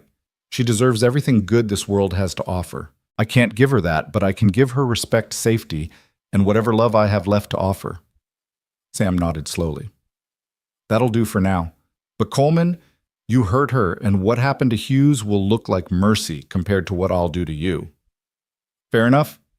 They brought Sam inside, fed him breakfast while he told his story. After their father's death, he drifted west, working cattle drives, playing cards, staying one step ahead of trouble. When I finally saved enough money to come home, you were gone. The neighbors said you'd married some man from Tucson, but when I tracked him down, he was dead, Sarah finished. And you'd vanished. Took me 2 months to find someone who remembered you getting on that stage to Cedar Ridge. Sam squeezed her hand. I thought I'd lost you too after losing everyone else. The others. Tom died in a mining accident in California. David drank himself to death last year. Couldn't handle the war memories. Sam's voice was hollow. You and I are all that's left of the McAllisters. Sarah cried then for brothers she'd never see again, for the family scattered by their father's cruelty and poverty's demands. Joe stood quietly, giving the siblings their moment of grief. A commotion outside interrupted them. Prescott had arrived with Agnes Hughes and several armed men, but Doc Morrison was with them, along with Marshal Thompson and surprisingly Judge Anderson from Tucson. What's this about? Joe demanded, stepping onto the porch. Judge Anderson, a stern man with a reputation for fairness, dismounted carefully. It's about Justice Mr. Coleman. Doc Morrison sent me an urgent telegram last night. I've come to take depositions and determine if there's cause for extradition. Agnes Hughes protested immediately. This is irregular. The trial should be in Missouri. The determination of whether there should be a trial at all will be made here, Judge Anderson said firmly. Doc Morrison has raised serious questions about your witness. Sam stepped forward. That witness is a fraud, Judge. Marcus Townsend was in Kansas when Hughes was killed. I can prove it. The judge's eyebrows rose. And you are? Samuel McAllister. This is my sister. He produced a worn paper from his pocket. Copy of the arrest record from Dodge City. The sheriff there is sending the official documents. Judge Anderson examined the paper, then turned to Agnes. Your witness was in jail in Kansas on the night in question. Agnes's beautiful face contorted with rage. That's impossible. He swore. He lied, Sam said flatly. Probably for money. How much did you pay him? Mrs. Hughes, this is ridiculous. Agnes turned to Prescott. Do something. But Prescott was already backing away, seeing the case collapse. Mrs. Hughes, if this documentation is accurate, it can't be. Agnes was nearly screaming now. Coleman killed my husband. Everyone knows it. Everyone suspects it, Judge Anderson corrected. But suspicion isn't proof, and now your only witness is proven a fraud. Kate Morrison stepped forward, then her decision made. Your Honor, if I may. Doc Morrison tried to stop her. Kate, no. It's time for truth, Kate said firmly. She faced the judge squarely. Marcus Townsend has been blackmailing me for 5 years. Not because I hired him, but because he saw me leaving the Hughes property the night Carlton died. The silence was absolute. Agnes Hughes stared at Kate in shock. You killed Carlton. He raped my best friend, Kate said simply. The law wouldn't touch him. So I did. Judge Anderson looked deeply uncomfortable. Mrs. Morrison, are you confessing to murder? I'm confessing to justice, Your Honor. Carlton Hughes was a monster who hurt countless women. Elizabeth Coleman was just the last straw. Doc Morrison moved to stand beside his wife, taking her hand. Your Honor, my wife was temporarily insane with grief over her friend's death. She wasn't in her right mind. I was perfectly sane, Kate corrected. I knew exactly what I was doing, and I'd do it again. Agnes Hughes found her voice. Arrest her. She confessed. Arrest her for murder. Judge Anderson looked between the women, the situation spiraling beyond anything he'd expected. This is highly irregular. Mrs. Morrison, I'm obligated to, Your Honor. A new voice interrupted. Everyone turned to see Reverend Mills approaching along with Martha Murphy and several other townspeople. We need to speak. Reverend, the judge looked confused. Kate Morrison has been with me and my wife every September 15th for the past 6 years, Reverend Mills said clearly. It's the anniversary of her mother's death. We hold a vigil at the church. She couldn't have been in Missouri that night. Martha Murphy nodded. I was there too. We were all together from sunset to dawn. Kate stared at them. But I wasn't. Yes, you were, Martha said firmly, meeting Kate's eyes with steel in her own. We all remember it clearly, don't we? One by one, the townspeople nodded. They were lying, all of them creating an alibi from whole cloth. Sarah realized with stunning clarity that the entire town had closed ranks to protect Kate Morrison. Judge Anderson wasn't fooled, but he recognized what was happening. The town had decided its own justice. He turned to Agnes Hughes. It seems your husband's killer will remain a mystery, Mrs. Hughes. Without evidence or credible witnesses, there's no case against Mr. Coleman or anyone else. Agnes looked around wildly, seeing the unified front against her. You're all protecting a killer. This is conspiracy. This is community, Martha Murphy said quietly. Something you wouldn't understand. Agnes turned to Prescott. Do something. There must be legal recourse. There's nothing, Mrs. Hughes, Prescott said wearily. No witness, no evidence, and now Mrs. Morrison has an alibi. It's over. It's not over. Agnes's composure finally shattered completely. I'll hire investigators. I'll find proof. I'll see someone hang for Carlton's death. Your husband is dead, Joe said quietly. Nothing you do will bring him back, and pursuing this will only ensure that everyone knows exactly what kind of man he was. Is that really what you want? For his victims to come forward? For the whole truth to be known? Agnes stared at him, hatred burning in her eyes. You think you've won. You think you can just live happily ever after with your whore. Sarah stepped forward, but Joe caught her arm. We think we can live in peace, which is more than your husband allowed his victims. Judge Anderson mounted his horse. This matter is closed. Mrs. Hughes, I suggest you return to Missouri. Mr. Coleman, you're free to continue your life without harassment. Any further attempts at prosecution will be viewed as malicious persecution. Agnes Hughes left in a fury of dust and threats, Prescott trailing behind. The townspeople dispersed slowly, each stopping to nod at Joe and Sarah, a silent acknowledgement of solidarity. Kate Morrison hugged Sarah tight. Take care of him, she whispered. You both deserve happiness. After everyone left, Sarah, Joe, and Sam stood in the yard, processing the morning's events. They all lied for us, Sarah said wonderingly. They lied for Kate, Joe corrected, but also for justice. Real justice, not the legal kind. Sam clapped Joe on the shoulder. You've got good people here. Sarah, you chose well. I didn't choose the place, Sarah said, looking at Joe. I chose the person. That evening, as Sam slept in the main room exhausted from his journey, Sarah found Joe standing in the barn, staring at the beam where Elizabeth had died. She slipped her hand into his. It's over, she said softly. Hughes's death is over. But Elizabeth is still gone. The pain she carried the baby, she couldn't bear to birth, none of that is fixed. No, Sarah agreed. But Kate avenged her. The town protected that vengeance. And now we have a chance to build something from the ashes. That's what Elizabeth would want, isn't it? For you to live, really live, not just exist. Joe turned to her, his eyes wet. I don't know how. Neither do I, Sarah admitted. But maybe we can learn together. He kissed her then there in the barn where death had once ruled a kiss that was promise and plea combined.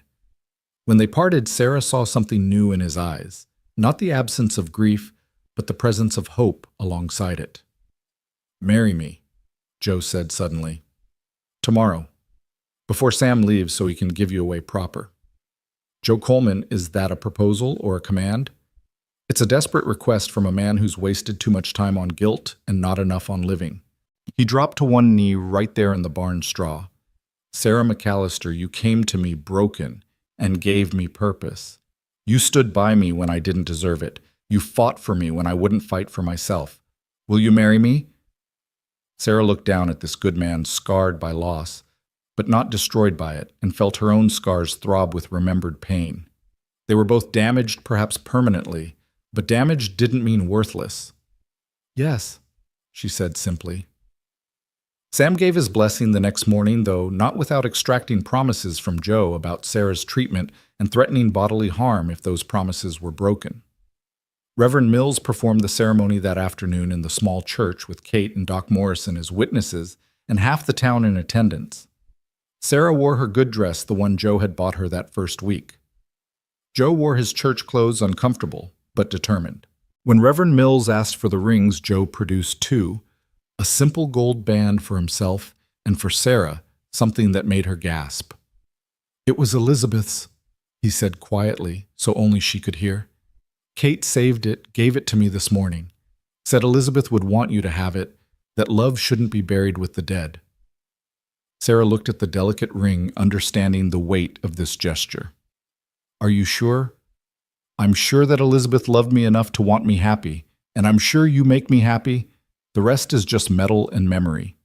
She let him slide the ring onto her finger, felt the circle close between past and present. When Reverend Mills pronounced them married and Joe kissed her, the church erupted in celebration. These people who had barely known her 6 months ago now claimed her as their own, one of the community that had stood against injustice. That night, as Sarah lay in Joe's arms in the bed they now shared as husband and wife, she thought about the journey that had brought her here. From Illinois to Tucson, from Thornton's fist to Joe's gentle hands, from broken to whole, or at least broken in a way that matched Joe's broken edges fitting together like puzzle pieces. What are you thinking? Joe asked, his voice drowsy with contentment. That Martha Murphy was right that first day. God does work in mysterious ways. You think God wanted you to suffer with Thornton just to bring you to me? Sarah turned to face him. No. I think God gave us free will, and people like Thornton use it for evil. But I also think sometimes grace comes from surviving that evil, from finding love in unlikely places. Like a ranch in the middle of nowhere, Arizona. Like the arms of a man who knew what it was to lose everything and still chose to offer kindness to a stranger. Recount chapter 472. The seasons turned, and with them Sarah's body began to change. It was Martha Murphy who noticed first, pulling her aside after church on a bright February morning 3 months after the wedding. You're carrying, aren't you? The older woman said gently, her knowing eyes taking in Sarah's fuller face, the way she pressed her hand to her stomach when she thought no one was looking. Sarah nodded, tears springing to her eyes. I haven't told Joe yet, I'm afraid. She couldn't finish the sentence, but Martha understood. Elizabeth had been carrying when she died, unable to bear the thought of birthing her rapist's child. How would Joe react to Sarah carrying his own? That man loves you something fierce, Martha said firmly. This baby is a blessing, not a curse. You tell him tonight. But that evening, as Sarah prepared Joe's favorite meal and tried to find the words, Sam arrived unexpectedly, his horse lathered with sweat from hard riding. He'd been working at a ranch 50 miles south, visiting when he could, but this wasn't a social call. His face was grim as he dismounted. We've got trouble, he said without preamble. Agnes Hughes is dead. Joe stepped onto the porch, his expression sharpening. What happened? Murdered in her hotel room in Tucson, shot twice just like her husband. Sam accepted the water Sarah brought him, drinking deeply. The thing is, before she died, she apparently wrote a letter claiming you threatened her, Joe. Said if anything happened to her, you were responsible. Sarah felt the blood drain from her face. Not again. They couldn't go through this again. Joe's hand found hers squeezing tight. When did this happen? Joe asked, his voice carefully controlled. 3 nights ago. Marshal Thompson's on his way here with a federal judge. They want to question you and Sarah, too. Sam looked between them. Where were you 3 nights ago?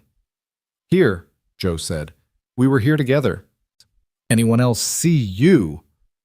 Any witnesses? Sarah thought back.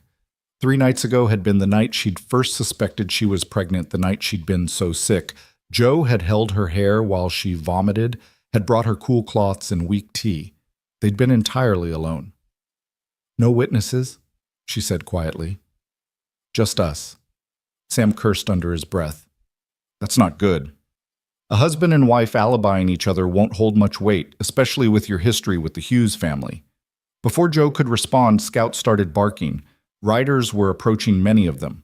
Marshal Thompson led the group, his face professionally neutral, but behind him rode men Sarah didn't recognize. Federal men by the look of them, with the cold efficiency of those who enforce law without caring about justice. Coleman, Thompson called out, "We need to talk." Joe stepped forward, keeping Sarah behind him. Talk. Agnes Hughes is dead. Before she died, she sent letters to the federal prosecutor claiming you'd threatened her life. We need you to come with us for questioning. He didn't threaten anyone, Sarah said, moving beside her husband. Agnes Hughes had many enemies. She was a vindictive woman who destroyed lives for sport. One of the federal men, thin and sharp-featured like a knife blade, smiled coldly. Mrs. Coleman, I presume the former. Mrs. Thornton. Your defense of your husband is touching, but hardly objective. My name is Sarah Coleman, she said firmly. And my husband was with me 3 nights ago. All night. How convenient, the thin man said. A wife can't be compelled to testify against her husband, and you're his only alibi. Almost like you planned it that way. Joe tensed, and Sarah knew he was close to violence. She pressed her hand to his arm, grounding him. We didn't plan anything. We were living our lives trying to forget the Hughes family existed. Marshal Thompson dismounted, his expression troubled. Joe, I don't want to arrest you, but these federal boys have authority. If you come quietly, answer questions, maybe we can sort this out. The way we sorted it out last time, Joe asked bitterly. With false witnesses and purchased testimony. There's more, Thompson said reluctantly. Agnes Hughes's hotel room, there was a message written in blood on the mirror. For Elizabeth. Whoever killed her wanted it known this was revenge for your wife. Sarah's mind raced. Who would kill Agnes Hughes and deliberately implicate Joe who even knew about Elizabeth anymore? Most of the people who'd known her were either dead or Kate Morrison. Sarah's blood ran cold. Kate, who'd killed Carlton Hughes for Elizabeth.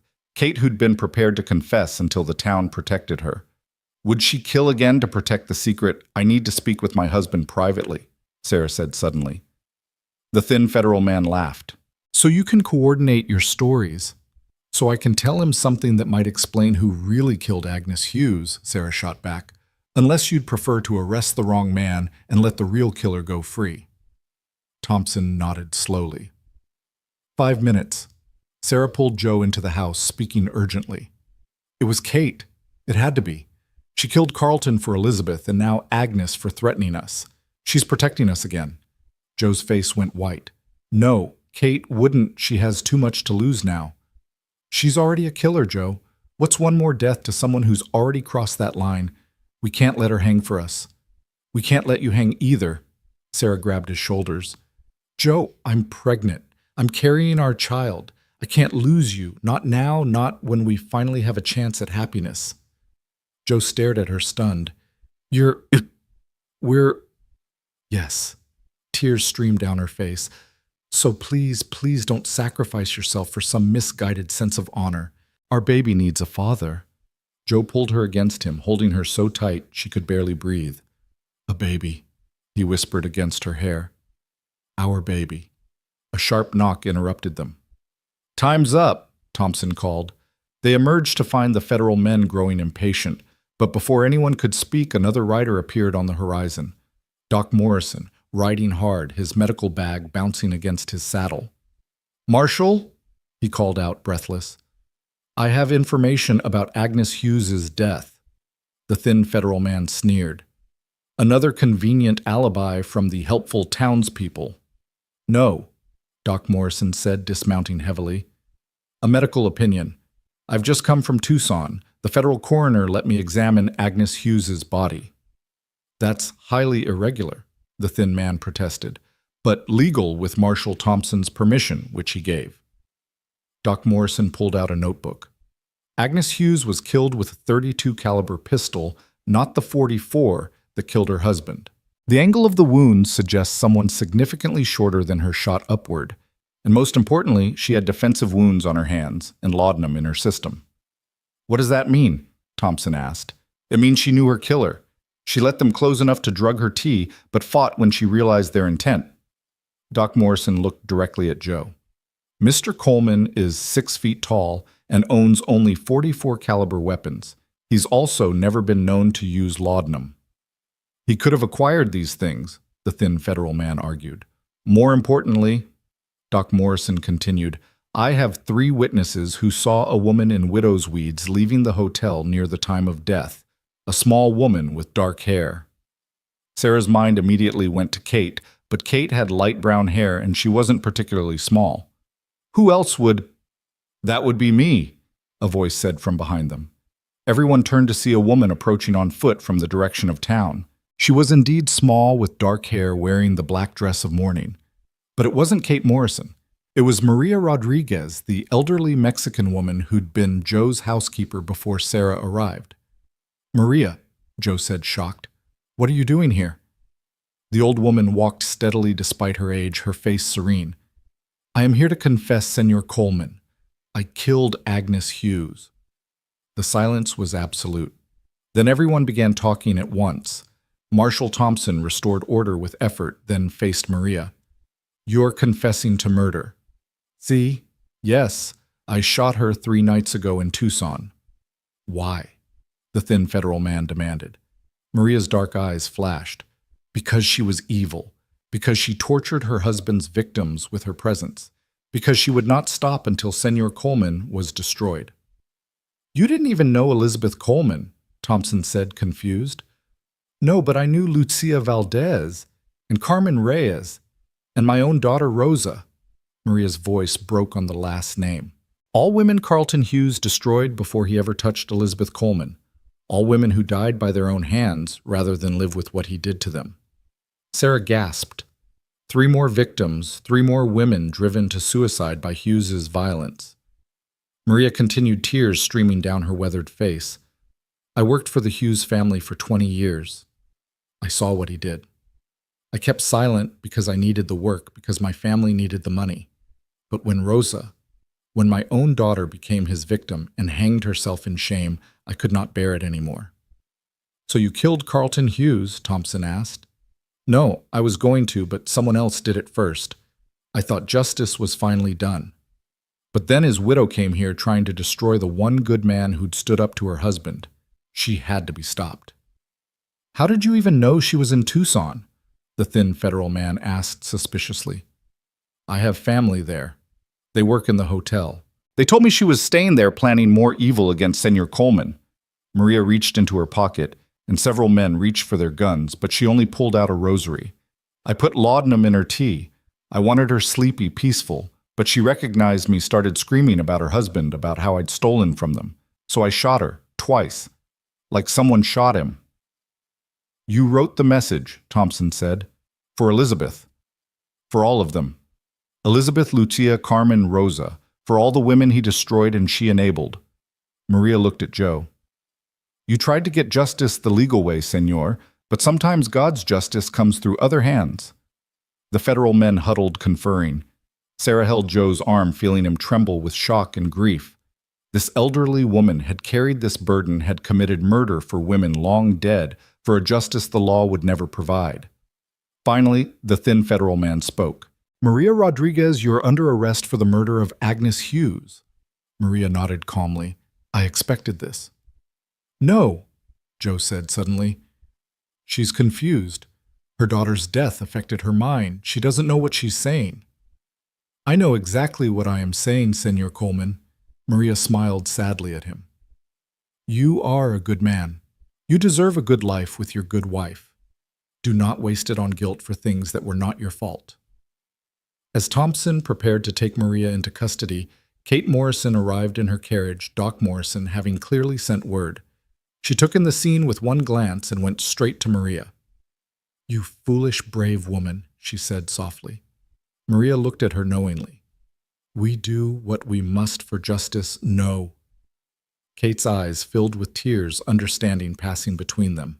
Two women who'd taken justice into their own hands, who'd crossed the line of law for the sake of right. I'll get you a lawyer, Kate said. The best possible. No need, Maria said peacefully. I am old. Prison or hanging, it makes no difference. My Rosa is waiting for me.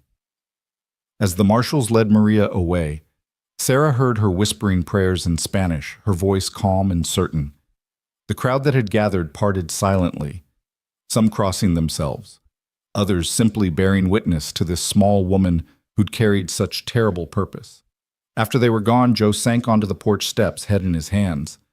All this death, he said hollowly, all this pain spreading out like ripples from one evil man's actions. Sarah sat beside him, taking his hand. Maria chose this, just like Kate chose to kill Carlton. You didn't make those choices. But they made them because of me, because of Elizabeth. No. Sarah's voice was firm. They made them because of Carlton Hughes and his evil. Maria's daughter died before Elizabeth did. She would have acted regardless. Sam, who'd been silent through everything, finally spoke. She's right, Joe. Evil creates its own consequences. Hughes created his own death through his actions. His widow created hers through her vengeance. You're just the excuse, not the cause. That night, as they lay in bed, Joe's hand resting wonderingly on Sarah's still flat stomach, he said, a baby.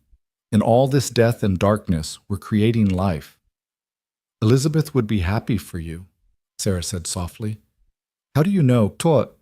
Sarah thought of the journal of Elizabeth's words of love for Joe, her wish for his happiness even in her darkest moments. Because she loved you. Real love wants happiness for the beloved even after death. Do you think Maria will hang? Sarah considered. She's elderly, clearly acting from grief. She might get mercy. She doesn't want mercy. You heard her, she wants to join her daughter. They were quiet for a moment, then Joe said, I want to name the baby Rosa if it's a girl, for Maria's daughter, for all of them. Sarah turned to kiss him. And if it's a boy, Samuel, for your brother, for family that survives. The trial of Maria Rodriguez became the talk of the territory. The elderly woman stood proudly in court, refusing her lawyer's attempts at an insanity defense, insisting she'd known exactly what she was doing. She spoke eloquently of her daughter, of the other victims, of the years of silence that had eaten at her soul like acid. The jury, 12 men who'd all known Carlton Hughes's reputation, took only an hour to deliberate. They returned a verdict of guilty, but with a recommendation for mercy. The judge, perhaps influenced by the crowd of women who filled his courtroom every day of the trial, sentenced Maria to life in prison rather than hanging. Maria received the sentence with dignity, but her health, already fragile, deteriorated rapidly in custody. She died 6 weeks later, peacefully in her sleep, Rosa's name on her lips. The prison chaplain said she'd been smiling. Sarah and Joe attended her funeral along with most of Cedar Ridge. Even Wade Garrison came standing at the back, his usual smirk replaced by something approaching respect. As they lowered Maria's simple coffin into the ground beside her daughter's grave, Reverend Mills spoke of justice and mercy, of the terrible choices love sometimes demands. Kate Morrison stood beside Sarah, both women understanding they were burying a sister in survival, a woman who'd done what they'd all thought of doing. She saved us, Kate said quietly. All of us. She saved herself, Sarah corrected, from the guilt of silence. As spring arrived, Sarah's pregnancy became obvious, her body swelling with new life. Joe was tender with her, protective, but not smothering, treating her pregnancy like the miracle they both knew it to be. The ranch prospered, their garden bloomed, and slowly the shadow of the Hughes family faded. Sam visited regularly, working Joe's ranch between his own jobs, building a relationship with his brother-in-law based on mutual respect and shared love for Sarah. He was there the morning Sarah's water broke, riding hell for leather to fetch Doc Morrison, while Joe held Sarah's hand through the contractions. "I'm scared," Sarah admitted as the pain intensified. "You're the strongest woman I know," Joe said, kissing her sweat-dampened forehead. "You survived Thornton. You stood up to Agnes Hughes. You rebuilt yourself from nothing. You can do this." The labor was long and difficult, but Sarah thought of Maria Rodriguez, of Elizabeth Coleman, of all the women who'd suffered and survived or died trying. She would not let their sacrifice be in vain. She would bring this child into the world, would raise it in love and strength, would teach it that sometimes justice comes in unexpected forms. When Doc Morrison finally placed the squalling infant in her arms, Sarah wept with joy and exhaustion. "It's a girl," the doctor said, smiling. "A healthy, perfect girl." Joe's eyes were wet as he looked at his daughter, this tiny person who represented redemption and hope.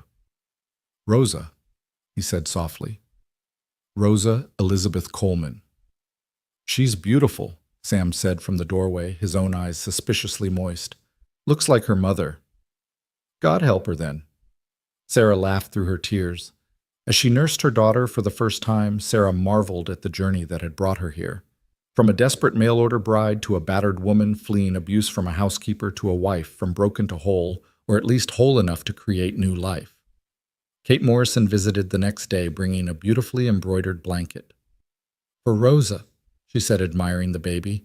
"May she never know the pain we've known." "She'll know pain," Sarah said realistically. "But she'll also know she's loved. She's valued. She's worth fighting for."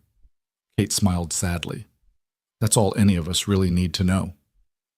As summer ripened into fall, Sarah stood in her garden, Rosa sleeping in a basket beside her, watching Joe work with the horses. He moved with easy grace, no longer carrying his grief like a visible weight. He would always mourn Elizabeth, just as Sarah would always carry the scars of Thornton's abuse. But they'd learned to build happiness on the foundation of sorrow, to create beauty from ashes. Sam had taken a permanent job at a neighboring ranch close enough to visit weekly to be the uncle Rosa deserved. He was courting Martha Murphy's niece, a sweet girl named Claire, who didn't mind his rough edges. Sarah had hopes of a wedding by Christmas. Wade Garrison had surprisingly become almost civil, tipping his hat when he saw them in town, no longer making crude offers or implications.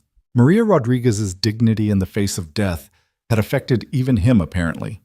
The legal troubles were past. The Hughes family's influence finally ended with Agnes's death and Maria's confession. There would be no more marshals at their door, no more accusations or threats of extradition. They were free to live their lives in peace. That evening, as Sarah prepared dinner with Rosa cooing in her cradle, Joe came in from the range. He kissed Sarah first, then bent to touch his daughter's tiny hand. The baby gripped his finger with surprising strength, and Joe's face softened with wonder that hadn't diminished in the 3 months since her birth. "How did we get so lucky?" he asked. Sarah thought of all the pain that had led them here, Elizabeth's suicide, Thornton's abuse, the violence and accusations, and fear. Lucky seemed the wrong word. "Not lucky," she said. "Blessed. Blessed by the sacrifices of others, by the courage of women like Maria and Kate, by the community that chose justice over law. We're here because people fought for us, died for us, lied for us." Joe nodded slowly. "Then we owe it to them to live well." "Yes," Sarah agreed. "We owe them happiness." As the sun set over the desert, painting the mountains in shades of gold and crimson, Sarah stood with her husband and daughter, thinking of Elizabeth's journal, of the question the dead woman had posed. Can you rebuild a person from broken pieces, or do you just create something new from the wreckage? The answer, Sarah knew now, was both. She was not the naive girl from Illinois, nor was she Thornton's victim. She was Sarah Coleman, wife, mother, survivor. She was built from broken pieces, yes, but the breaking had revealed strength she'd never known she possessed. The wreckage had become foundation. The scars had become stories. The pain had become purpose. Rosa began to fuss, and Sarah picked her up, holding her daughter close. This child would grow up knowing she was loved, that she had worth beyond what men assigned her, that justice sometimes came from unexpected hands. She would know her namesake's story, not just the tragedy, but the courage. She would understand that sometimes the law and justice were different things, and that women throughout history had navigated that difference with wisdom and strength. Joe wrapped his arms around both of them, his chin resting on Sarah's head. "What are you thinking?"